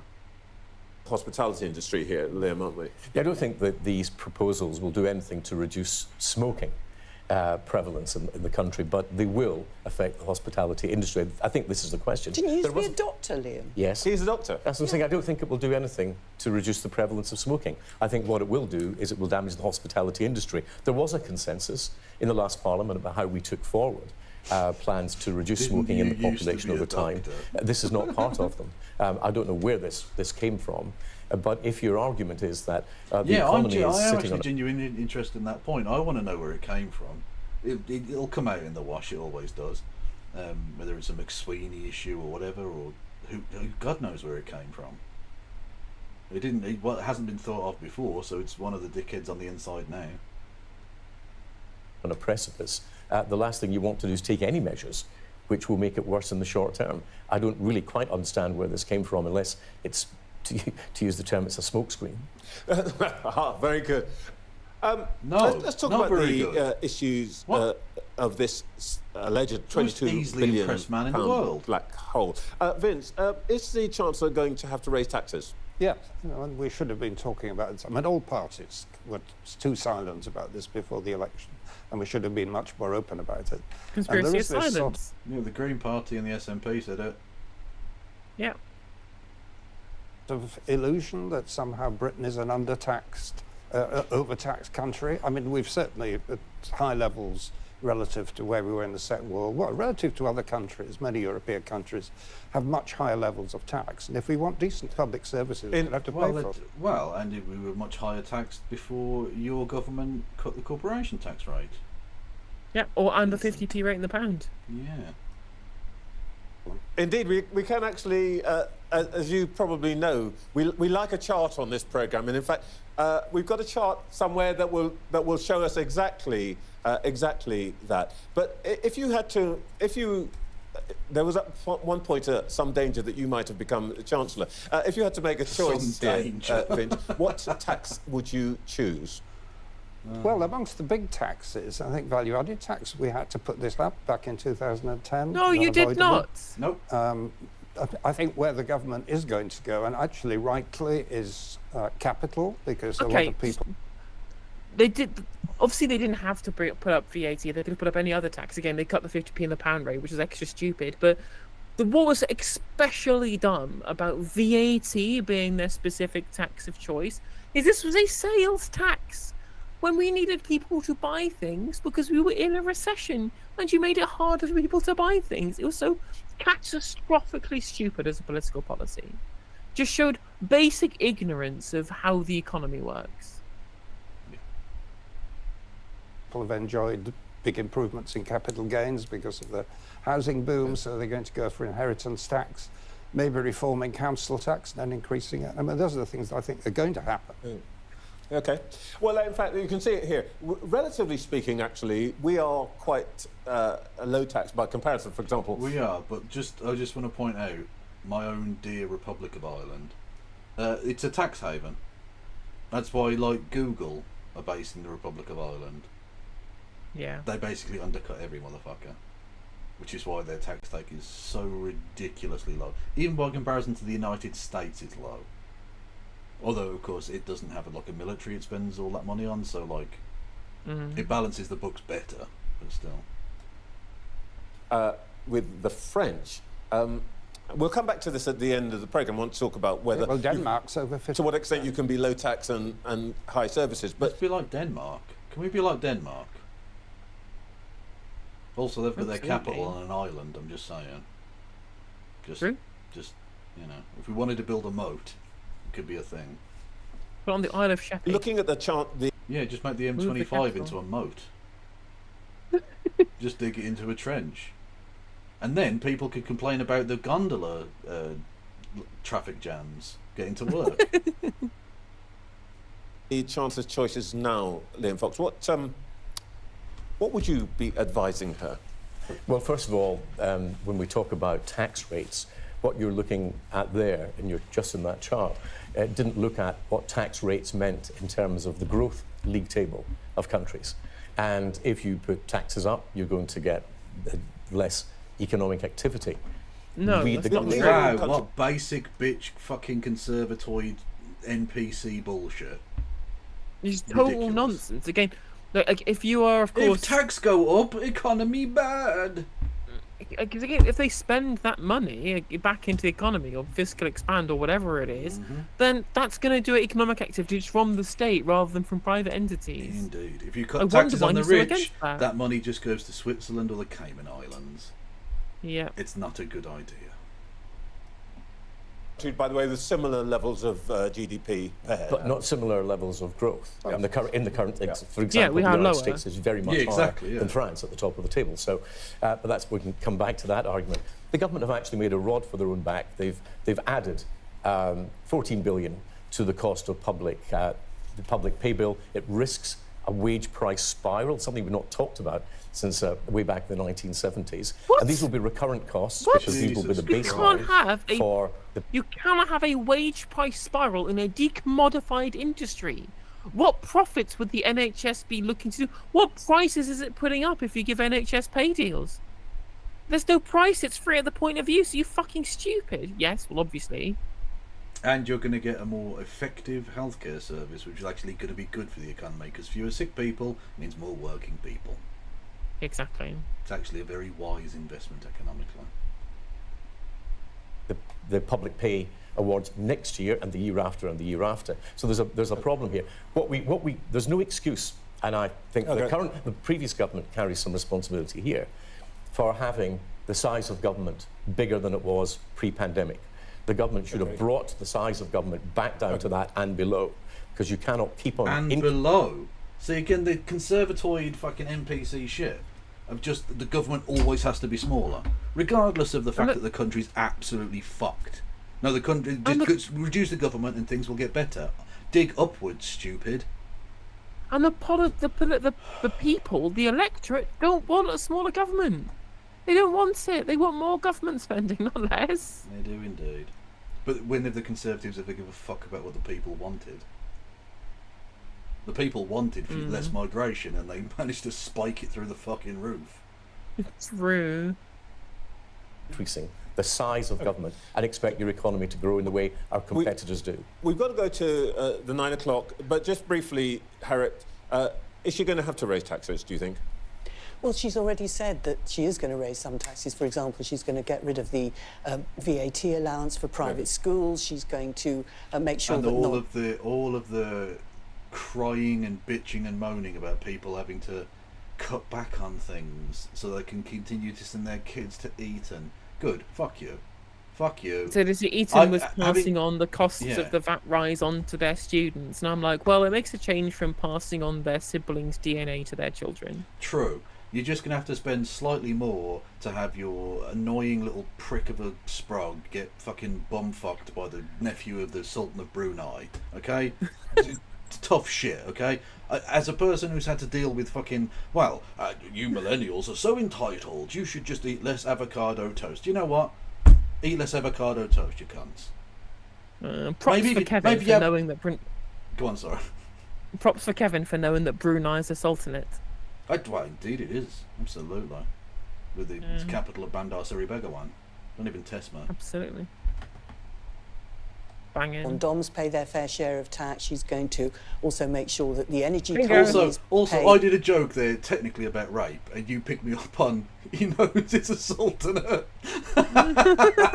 It's a delightful little detail. Sorry, go on the windfall profits that they've got. So she's going to be revenue raising, but she says she's not going to increase the taxes on working people who are struggling. Okay, well, we'll come back to some of that later on in our programme. It is now approaching 9 o'clock in the morning. We have talked to the leader of the House of Commons. Yeah, I don't really give a fuck about any of this nonsense. Don't give a fuck. Let's have a look. Overnight. there is news now that we have seen some new hostages.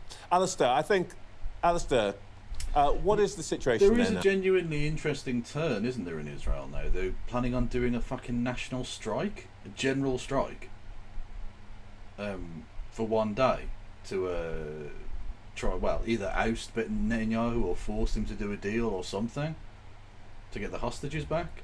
So the Israeli people, I think, are turning, finally. Not because they give a fuck about the Palestinians, but, you know, still... Yeah. It's still a positive. They care about some prisoners of war who are administering an occupation 10 months ago. But even so, if it leads to a more peaceable situation, that's better. Let's try. Let's pick out the tiny nuggets of gold in the otherwise mountain shite. Yeah. Well, I see just how far that Netanyahu wants to create the forever rule that keeps him in power without impunity, because he's out here trying to do fucking raids into the West Bank, bulldozing shopping centres in Jenin. Yeah. Oh no, it's fucking evil. Yeah. Now. Good morning, Trevor. Well, the early hours of this morning, the Israeli military released a statement confirming that yesterday they'd recovered the bodies of 6 Israeli hostages in a tunnel in the south of Gaza, in the Rafah area. They say that the hostages were killed by Hamas. We assume they have done forensic examinations to lead them to that conclusion. Why are you assuming that? Why the fuck are you, as a journalist in Jerusalem, assuming that that's the case when you know they're lying pricks? Yeah, literally, like the easiest assumption would be they died as part of an Israeli airstrike. Yeah, and we know that they've literally shot them as they've come out waving a white flag. They've killed their own fucking people. Why would you assume... Yep. We assume they've done forensic investigations and found themselves entirely innocent, and I'm just going to tell you that as if that's something you should take seriously, and that I'm not a fucking clown. Literally, exactly, just the same as we asked Jazz Aswall to investigate himself, and he said he was sorry, but he's absolutely fine. Also, thank you, Jack, for the $4.99. The day market fundamentalism is abandoned, and Keynesianism is once again embraced as the day I'll die mostly happy. True. Very true. Yeah. And they believe I'll go with Keynesianism for now, sure. Until full communism, of course, as we all want. Luxury, gay, space, trans communism. Yes. Absolutely.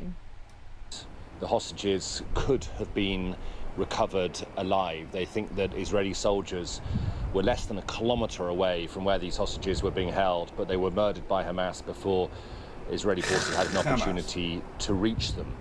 Hamas has released a statement this morning blaming Israel, saying that it is because Israel has refused to agree or take part in serious ceasefire negotiations that these 6 died. They are 6 young men and women, all below the age of the eldest was 32, so most of them in their 20s. They were assumed by most to have been alive. The hope was that they would be part of a hostage deal and they would come out of Gaza almost a year into their ordeal, but a lot... when you say hostage deal, is Israel holding hostages? Is Israel holding people as hostages, as bargaining chips? Literally human children that have done nothing wrong, being held as... Have they raped any of them as well? Yeah, and have they literally tried to break into the prison to get the rapist out? And have they debated in the Israeli parliament about just how much their people should rape Palestinians and how that's a good thing? Has that happened, Mr. Journalist Man? Absolutely. To be reunited with their families. That will not happen. Israel is in shock. The fate of all hostages is well known to everybody here. There are protests regularly every single week, often more than once a week, to call for their return to come home. And there'll be protests across Israel today, late afternoon and into the evening, still calling for a hostage deal. Yeah, this would have been before the general strike was called. It'd be interesting to see if people abide by it. There was huge crowds, like really, really big crowds.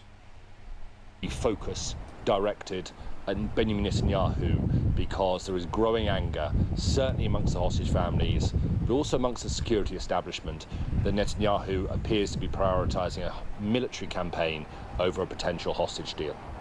Because the hostage deal doesn't... So the mood Doesn't So suit what him is at the all. mood, do you think, about following this? Clearly, this has been an extraordinarily traumatic moment for Israel. Do you think that... Again, We're unlike now Palestine, which has been having a fucking jolly up for the last 6 months, yeah, they've loved it. Fuck me. beginning to see the unwinding of the situation, or is this just another horrible step along the road? Well, I'll unpick various, layers of that. In Gaza itself, we have now seen, I think, in excess of 10 hostages recovered by the IDF in the last 2.5 weeks, of which one, Farhan Al-Qadi, a Bedouin man, was found alive. The others were found dead. I think it's entirely inappropriate at the moment, but thank you for 10 gifted subs. That's very generous of you. Feels bad at this specific moment in the conversation, but fuck it. no mistake that 11 months now into this war, Israel has degraded Hamas significantly. It is dismantling its tunnels systematically. It's also degraded human rights. Bombed schools and demolished universities. There are and no universities left hospitals. anymore. Woo. Yeah. Like millennia-old cultural artifacts lost forever, destroyed ISIS style. Yep. Literally done more fucking cultural destruction than ISIS.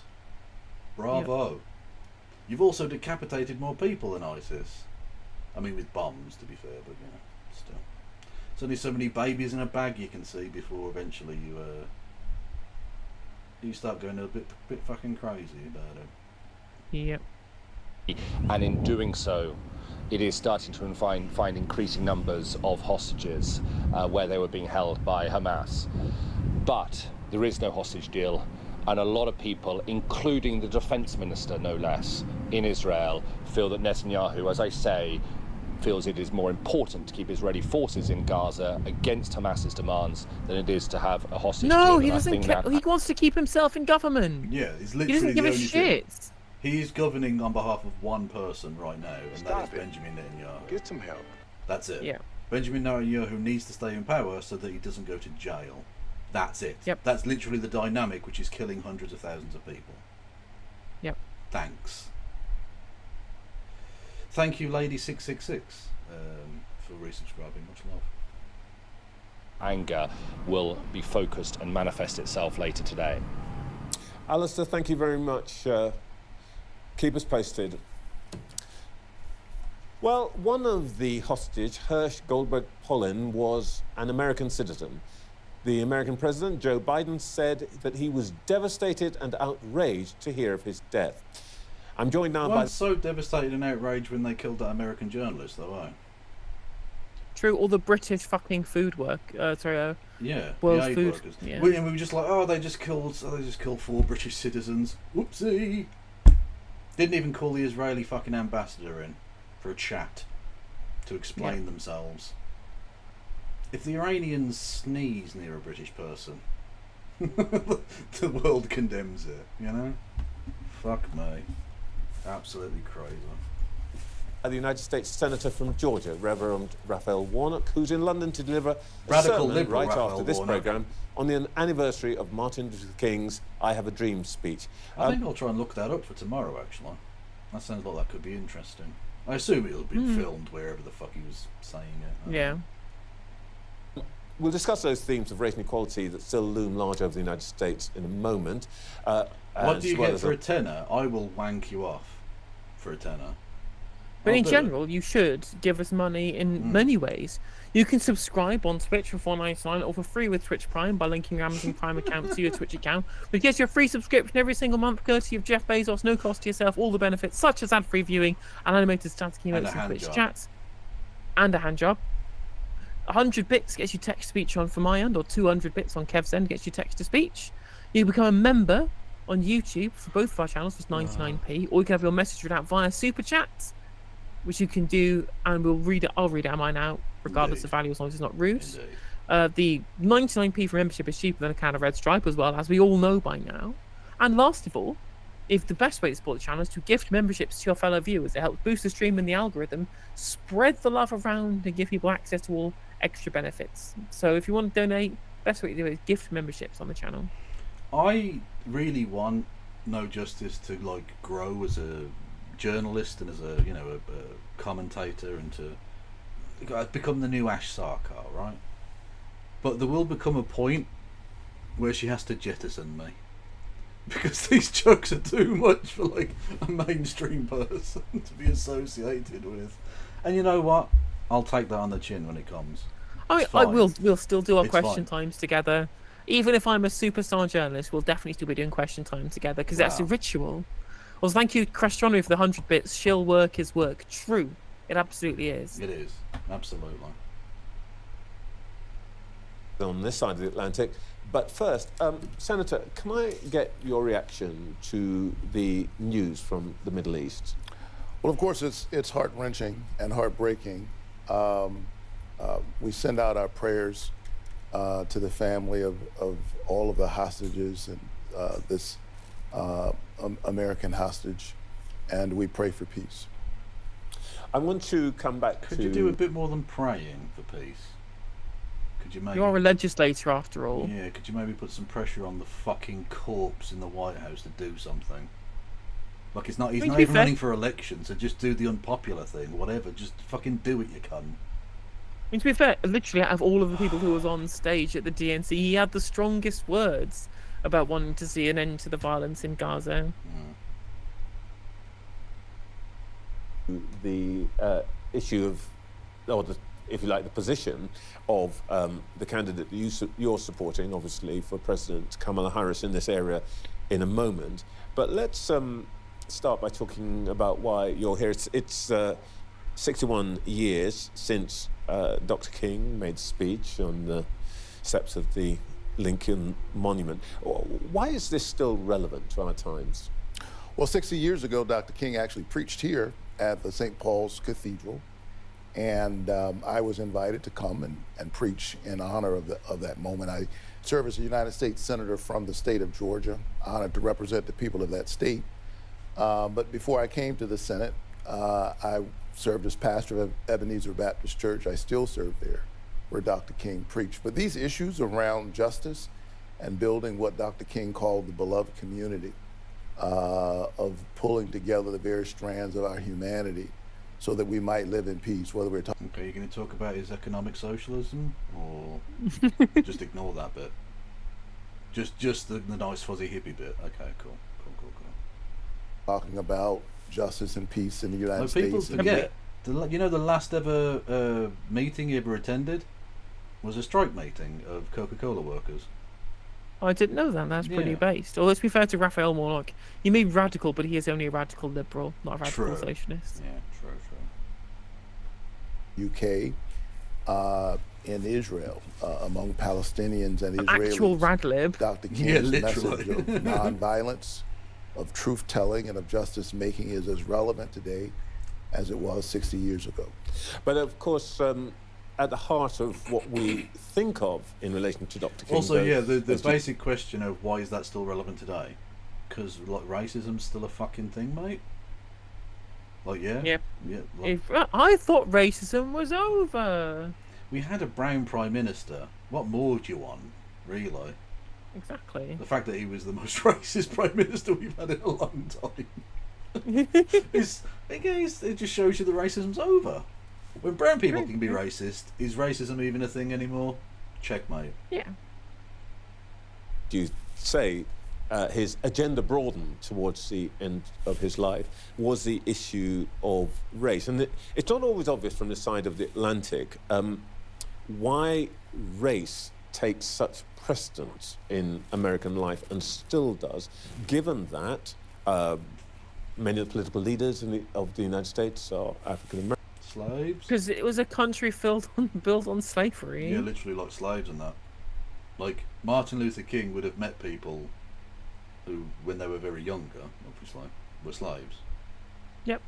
That's a thing they would have experienced. So, you know. I mean, yeah, it's an issue. It's an issue. American, all sorts of barriers. Whereas in Britain, we went, look, we'll do slavery, but we'll do it over there. We're not going to have it here, okay? Just over Jamaica and all that shit, yeah, go for it. But not here.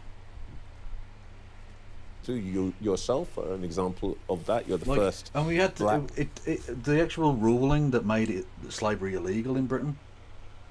Not by Britain, again in places like Jamaica, but actually in Britain. Even that had to be a bit weird and supremacist. The judge said, I forget, but this is basically what he said. The air in England is too pure for a slave to breathe. I did not know this. Yeah. But see, this is why, Mental. regardless of what you say about me becoming some hotshot political commentator, I know fuck all about history. Right? Yeah. Where would I be in terms of historical knowledge without you here to be imbibing your wisdom into the chat? Well, thank you very much. Yeah, there was a slave that was brought with their master to England, and then they went, actually, I'm going to sue you for my freedom. And they did. But anyway, Exactly. yeah. So apparently Britain's air was super sweet. I mean, obviously not, because this was the beginnings of the Industrial Revolution, so the air was awful. But, Literally toxic. Yeah. It reminds me of when we found out the Charlotte Church took bottles of Welsh air when she was on tour in America. Love it. That's such a stupid rock star thing to do. I could take bottles of air. Jesus Christ. I still love the fact that Elvis had burgers flown out to him. It's mental. Imagine how fucked up you have to be to do that. Capitalism. Mad. The South. Why is race such a prevalent and divisive issue in the United States? Well, we're witnessing right now backlash in our country. You're right. We've had an African American. We've had a black president. We've got Kamala Harris, who's the nominee. But I think it's important that one is aware of the complicated history of the American story. This is a country that allowed me, a kid who grew up in public housing, to serve in the United States Senate. I was elected on January 5th. First black senator from Georgia, alongside John Ossoff, first Jewish senator from Georgia. But does that not tell you something really amazing? Because Georgia's always had a pretty significant black population. Atlanta is one of the big, black populations of America. Yeah. And yet, black people have been able to vote since the 1860s, or 1870, whatever, anyway. And yet it took 150 years to get a black senator. I mean, I'm surprised that it took that long for Georgia to swing from red to blue. Yeah. Well, I mean, they at least in part of this because of the incredible gerrymandering. I mean, ridiculous racial gerrymandering.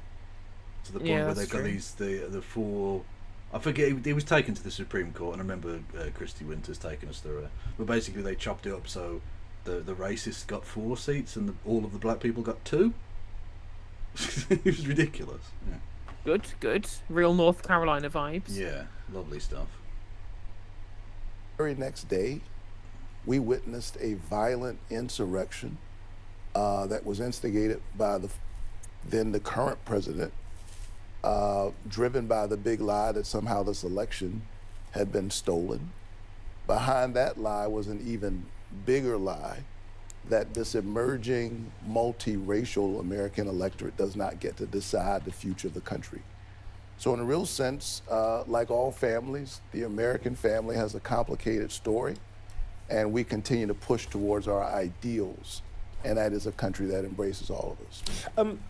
You're supporting Vice President Harris in this election, and I think everybody reckons that your state, Georgia, is probably the most crucial state in what's going to be a close election. How close is it in Georgia itself? It's not a crucial state. The crucial state is Pennsylvania. Well, they're all sort of crucial in their own way. Like if Kamala wins Georgia, it becomes much more difficult for Trump to win. Oh, that's true. I mean, if she's winning Georgia, then it's fucking Jova, right? It's Jova for the GOP have just lost if they take Georgia. Yeah. But like they also lose it's also over if the Democrats win Pennsylvania, which is a far easier state for them to win. Yes. But if they lose if they lose Georgia, it's not over for the No, Democrats. not at But if they lose Pennsylvania, it absolutely is over. No, it depends if it's a freak result, because there are other states in play. Like, I mean, literally, Texas is in play. If the GOP lose Texas, they cannot win under any circumstances. Well, yeah. Like, I just think that the idea that they would lose Pennsylvania but win enough seats elsewhere to be able to make up the electoral college, that seems completely impossible to me as a situation. Certainly very unlikely. Yeah. Yeah. Bill.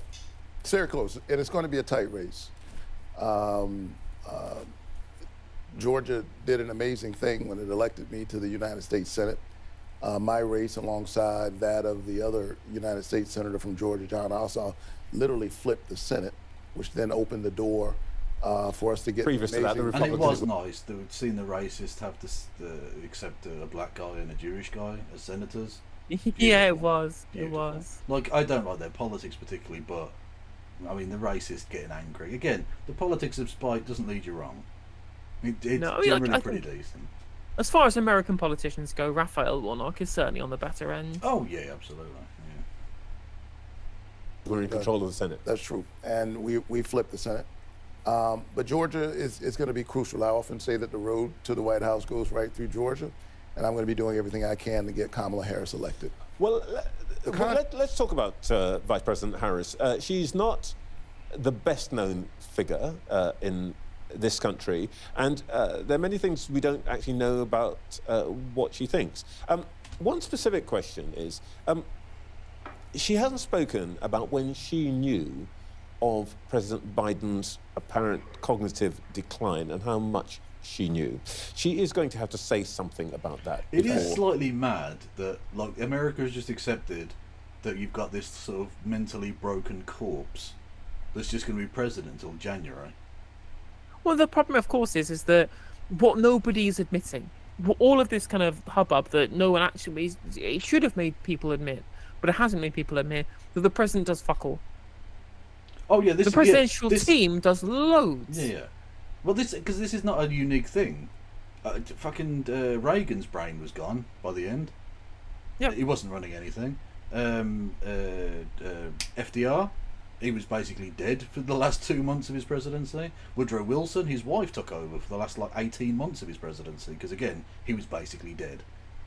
Yeah, like the presidents don't do anything. They give speeches and look presidential, and they have a team of policy advisors in the background who do the actual real work. Yeah, they make a few decisions, and then they talk to like foreign leaders. They shake a few hands. They pardon a turkey and go to bed. Like it's you know. Election day, isn't she? I push back against the premise. The president is serving as president. He's doing just fine. He made a decision based on the input that he'd been receiving. He made a decision to move aside and allow for someone else to be the standard bearer for the. But surely that input was largely because of doubt about his capacity to perform. Joe Biden is doing just fine. And he has been. Well, if he's doing just fine, why isn't he the candidate? Like, that's the ultimate dichotomy here. If he's fine, why is he okay to be president, but he's not okay to do a debate? Well, the problem, of course, is that they could just admit, right? It's like, well, you know, he has had a cognitive decline, but he can still fulfill the role of president. But we were going to lose, so we stopped. Like, just be honest. Just be super honest and say, well, you know, he can still fulfill the role, basically, but we were going to lose the election, and we decided that to win the election, we would have somebody who was more likely to win. Yeah, exactly. It's true. That's just the basic honest truth. Yeah. And one of the most consequential. And it got blackmailed by Nancy Pelosi. I don't even think it was blackmailed. I think she literally went up there and just grabbed him by the bollocks and went, "Look, look, wanker, look into my fucking eyes. I own you. Sit down. Kamabla's going to be the fucking... Yeah, Kamabla. That's what we're calling her. Sorry, go on. In my lifetime, we're talking about the first gun safety bill passed in 30 years. After many presidents promised to do so, he got it done. Donald Trump spent almost every week of his presidency talking about infrastructure week. Joe Biden finally got it done. We did massive investments, not only in infrastructure, but the Inflation Reduction Act, which is the largest... It's been mentioned, okay? Inflation Reduction Act, we are massive fans of the IRA here. Absolutely. Huge. Up the right emotes in chat, let's go. Yeah, exactly. The Inflation Reduction Act, otherwise known as the IRA, is awesome. We love the IRA. Absolutely. Up the IRA indeed. This investment in clean energy and a clean energy future in human history. I will never not take the opportunity to play at the edges of British legislation. It's just legal, just legal. Come back to Mr. Trump in a second, but can I just ask you one other question? We were talking a moment ago about what's happening in the Middle East.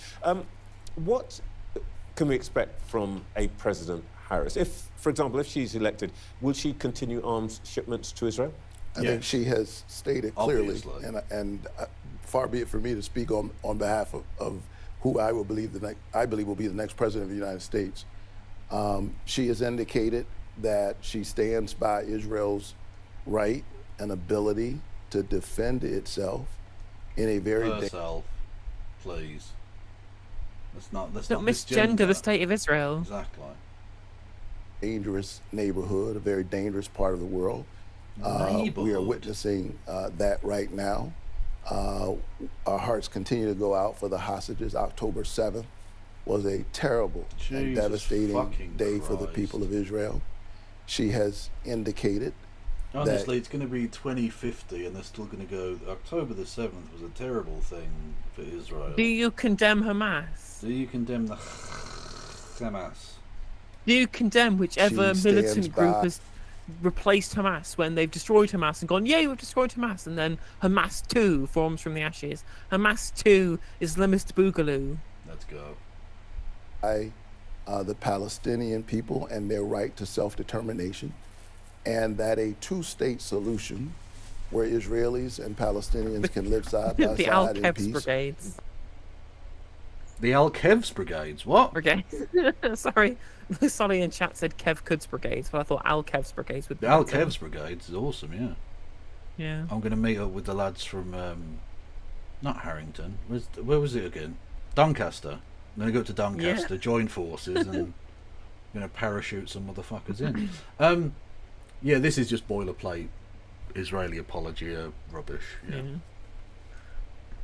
With their Middle East neighbors. Rummy Islamic Jihad. That is the North Star. Well, look, Monkey Dust already did it. Okay? It already happened. If getting there were easy, we'd be there by now. I want to come back to the issue of race in just a second, but can I just ask you about God? Donald Trump says this week that God saved him from the assassination attempt. You probably have a more direct line to the Almighty. He didn't get assassinated. What are you talking about? I definitely remember if someone shot at him, and that kind of happened. That sounds fake. Fake news. We watched it on stream. Yeah. What are you hearing on that claim? I'm praying that God, in partnership with us, this November 5th will save us from Donald Trump. Let's come back to the reason that you're here, that you're going to be talking about issues of race. We're going to see, it looks like, what is described as a neo-Nazi party coming to power in at least one part of Germany. We're seeing the rise of anti-immigrant parties across Europe.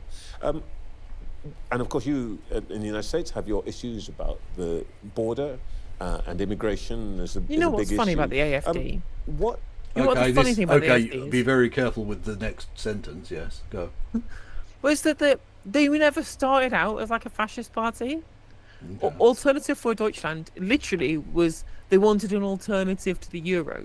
They were used to be a single issue party for bringing back the Deutschmark.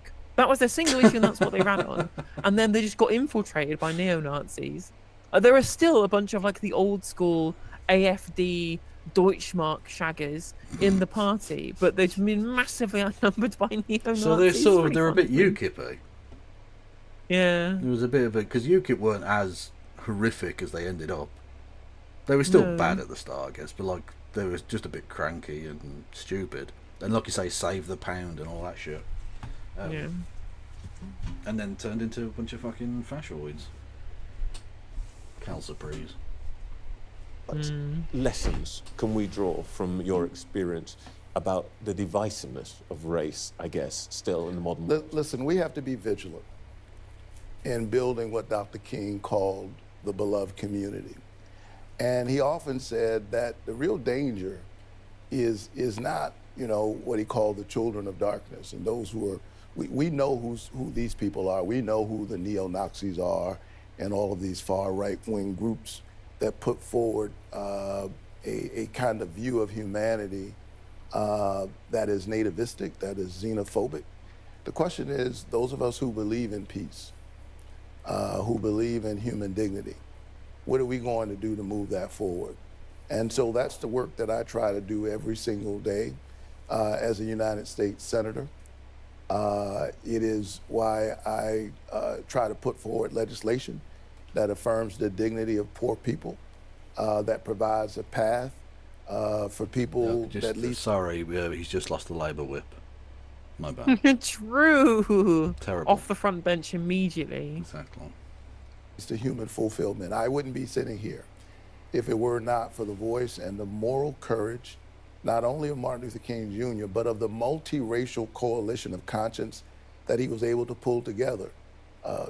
Schwerner, Cheney, and Goodman, two Jews and an African American who literally lost their lives fighting for voting rights. Viola Luiso, white woman, who lost her life fighting for voting rights and for civil rights.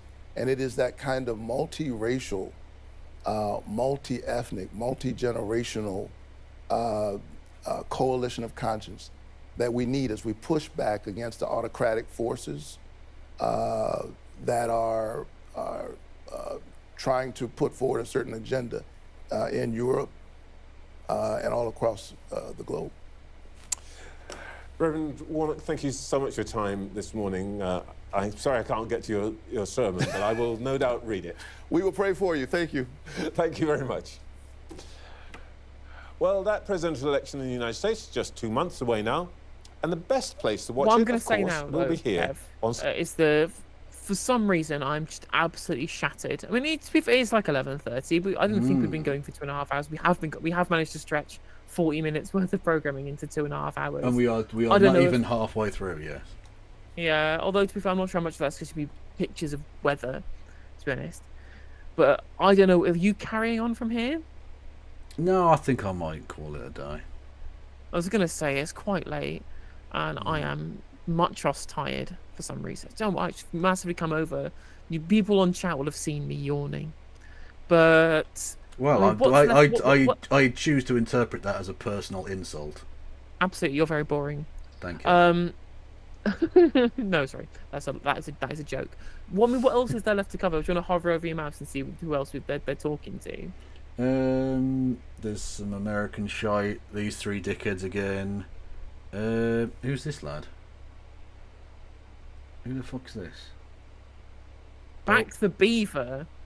That sounds like a porn film. Yeah, is this about cunnilingus? I don't think so. No, it's some stuff about beavers. Stuff about beavers. The rise of the far right in Germany. This boring cunt. Honestly, I don't think there's much. Then there's just Africa again, and then back to these three fucking wankers. And that's it. That's literally it. Yeah, that's literally it. Yeah, fucking dreadful show. Really shit. Well, that's worse than Laura Koonsberg, honestly. It is. Well, I'm glad that we won't have to do that ever again because Laura Koonsberg is back next week. Yes, I'd say as if we were like, yay, Laura Koonsberg's back. Fingers crossed they'll get Victoria Derbyshire back in to do cover because she's so much better. She's a journalist, yes. It's just being a journalist. Factual, real journalist. Yeah, mad shit. Okay, who should we send everyone over to? Tina 2 Yeah. or Dead Domain? I'll go to Tina too. You can Yeah. be whoever. Yeah. Yeah. Tina's good peeps. For Canadian politics, go do that. Go follow. Go spam some emotes. Go and show some love for Tina 2 over on Twitch.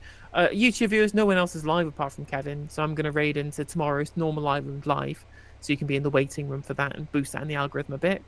I'll be back tomorrow, probably in the afternoon or maybe the evening, some point tomorrow. Do you want to shout yourself out, Kev? I'm Kevin For those Logan. who are uninitiated. I'm Kevin Logan. You can follow me down dark alleyways and do terrible things. You shouldn't, but you could, I suppose. You could. Yes. I'll be back probably tomorrow or something. I don't know. Yeah. Perfect. Okay. KF Logan 1875 over on Twitch and Kloppy111 over on YouTube. Indeed, thank you. Take care. Stay safe. Yes. Thanks for tuning in. And free Palestine. See you later, everyone. Bye. Bye.